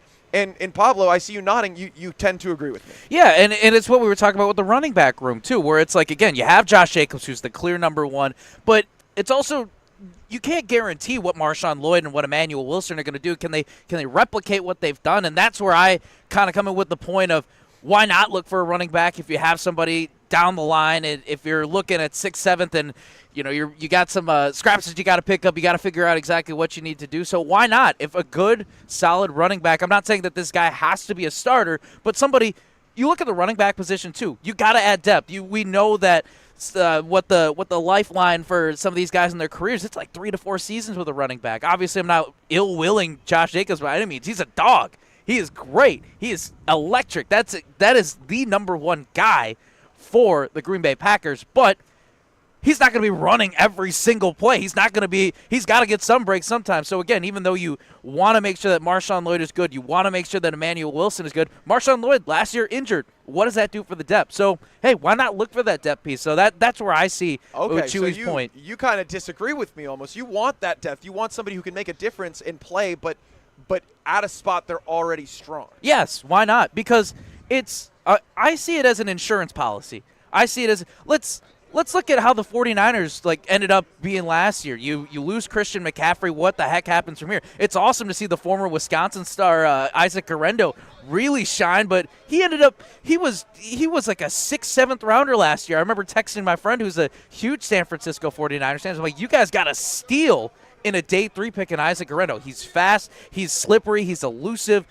And it turns out he ended up being a big starter towards the end of the season. It didn't really matter in those games, unfortunately, for the 49ers, but it's looking at it from that perspective for the Green Bay Packers. Why not? If you see somebody who is that prime talent, who has a good opportunity to just be that depth piece and more of that insurance policy that could come in and be a difference maker in, a God forbid injury situation, why not do it? Why not do it and add that piece? We are 8 picks away from Green Bay Packers choosing who they have in round 4. Another running back off the board as Trevor Etienne, running back from Georgia, goes to the Carolina Panthers. And we're about to find out who the Falcons, but the Arizona Cardinals pick. The Cardinals pick is in, and we're not talking about the Pope. Wait, we are going international picks, though. I'm trying to figure out. Yes, we had France, the Saints. The Saints had the France pick. I wonder who the Packers are going to have. Are they going to have that the German doppelganger? Do you remember him? I think he was right. Oh, the Aaron Rodgers. Yeah, guy? the Aaron Rodgers the Aaron doppelganger. Rodgers doppelganger. Yeah, he was from Germany, I believe. I hope not. That would be fun. That would be hilarious, though. Aaron Rodgers isn't. You don't want Aaron anymore. Rodgers' doppelganger to do it? Would you rather? What if it ended up being Aaron Rodgers that did it out in Germany instead? Ron Burgundy. I'd rather it be any of the Harry Styles is a big Packer fan. Caliendo as John Madden was also another one. That would be great. All right, Cody Simon from Ohio State linebacker goes to the Arizona Cardinals. We got to wrap it up here on the other side. This is ESPN Wisconsin Draft Day, but we are in part presented by Lakeland University. Yeah, that's right. Draft season is all about big decisions, and your future is no different. Whether you're just getting started or trying to finish your degree, Lakeland University gives you the flexibility to do it your way. Learn more at lakeland.edu/draft. One of my best friends worked there for years. He loves it. It's a great spot right next to my hometown, Plymouth, Wisconsin. All right, this is ESPN Wisconsin College Draft Day presented by AmFam. We're back after this on ESPN Wisconsin Draft Week, presented by American Family Insurance. You remember the moments from that magical March. Decker, it's a 3. Got it! On June 26th, celebrate the squad with Made 'em Believe, a special night with Bo Ryan, Frank Kaminsky, and Sam Decker. Here's Kaminsky. The drop stab. That's his favorite. And the 2. Presented by Bud Light, Michelob Ultra, Potosi Varsity Ale, and Potosi Hard Seltzer. Tickets are on sale now at uwhoops2015.com. Made 'em Believe, June 26th at the Orpheum Theater in Madison. Picks are made every year with the NFL Draft as each team dreams fearlessly. Let's rewind for an American Family Insurance Green Bay Dream Pick. With head coach Matt LaFleur's first season in the books, Green Bay's championship window was wide open. However, on draft night 2020, they found themselves in a situation similar to 2005 and decided to go bold. With the 26th pick in the 2020 NFL Draft, the Green Bay Packers select Jordan Love, quarterback, Utah State. Just like Rodgers after Brett Favre, Love would take over as the starting quarterback in his 4th NFL season, earning himself a huge deal as the face of the franchise following a breakout playoff performance. Love zips it in there, and it's caught for the touchdown, Romeo Doubs. And the route is on in Dallas. Wow. This Green Bay Dream Pick is presented by American Family Insurance. American Family Insurance is always a great pick because their agents are there to protect your dreams. Get a quote and find an agent at amfam.com. Looking to transform your home with stylish furniture and home accessories without breaking the bank? At your local IKEA in Oak Creek, they believe everyone deserves a beautiful and affordable living experience that enhances your everyday life. From comfortable and fashionable sofas and sectionals, to kitchens full of inspiration, to bedrooms designed to help you find your best sleep and relaxation, IKEA's home furnishing combines form and function to fit any lifestyle and budget. Visit IKEA Oak Creek today or explore their collection online at ikea.com/US. Welcome to the NBA playoffs. The moment we've all been waiting for is here. The fans now on the edge of their seats. It's time to stay locked in to every single moment. Because you never know when history will be made. When it's win or go home, every moment matters. So don't miss a thing. NBA playoffs presented by Google continues on ABC, ESPN, TNT, and NBA TV. For general contest rules, visit ESPNWisconsinContest.com. Whether you're a local who wants to enjoy a night out or you're planning to visit Milwaukee, enjoy an artfully stylish experience at St. Kate the Arts Hotel, conveniently located in the heart of downtown Milwaukee's Theater District. With deluxe accommodations, culinary creativity, on-site art galleries, and nightly live music, you'll enjoy every element of your stay at St. Kate. For a limited time, enjoy exclusive seasonal rates starting at $139. Learn more and book your stay at stkatearts.com. Wisconsin is still cattle country, and that's why Bunzel's chose to stay close to home to hand select the finest beef. Quality goes into everything they do, from Bunzel's expansive array of meats, homemade specialty sausages, and their award-winning beef jerky. It just isn't a proper holiday meal without Bunzel's top quality cuts on the dinner table. Tasting is believing. Visit Bunzel's at 90th and Burleigh or bunzels.com. If only life had a remote control, you could pause or rewind. Well, life doesn't always give you time to change the outcome, but prediabetes does. Take the 1-minute risk test today at doihaveprediabetes.org. Brought to you by the Ad Council and its prediabetes awareness partners. Don't miss a second of ESPN Wisconsin Draft Week, presented by American Family Insurance. Download the brand new ESPN Wisconsin app today and stay on top of it all.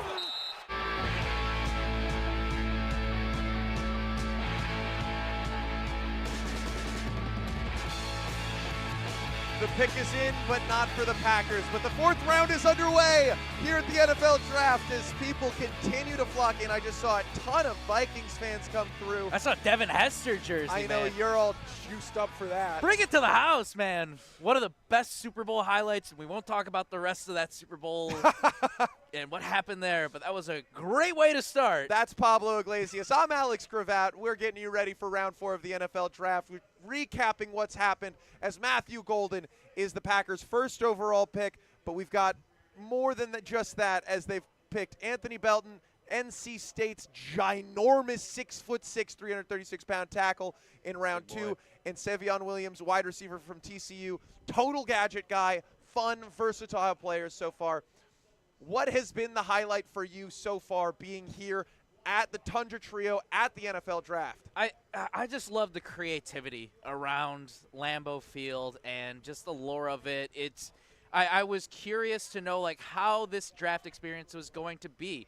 You know, how are they going to put the stage up? And it's cool to see, like I said, usually where it's just a parking lot where fans are just chilling out for game day. That's where the stage is at. And you get to go into the stadium. You get to kick a 30-yard field goal if you want to try it. You can run the 40-yard dash.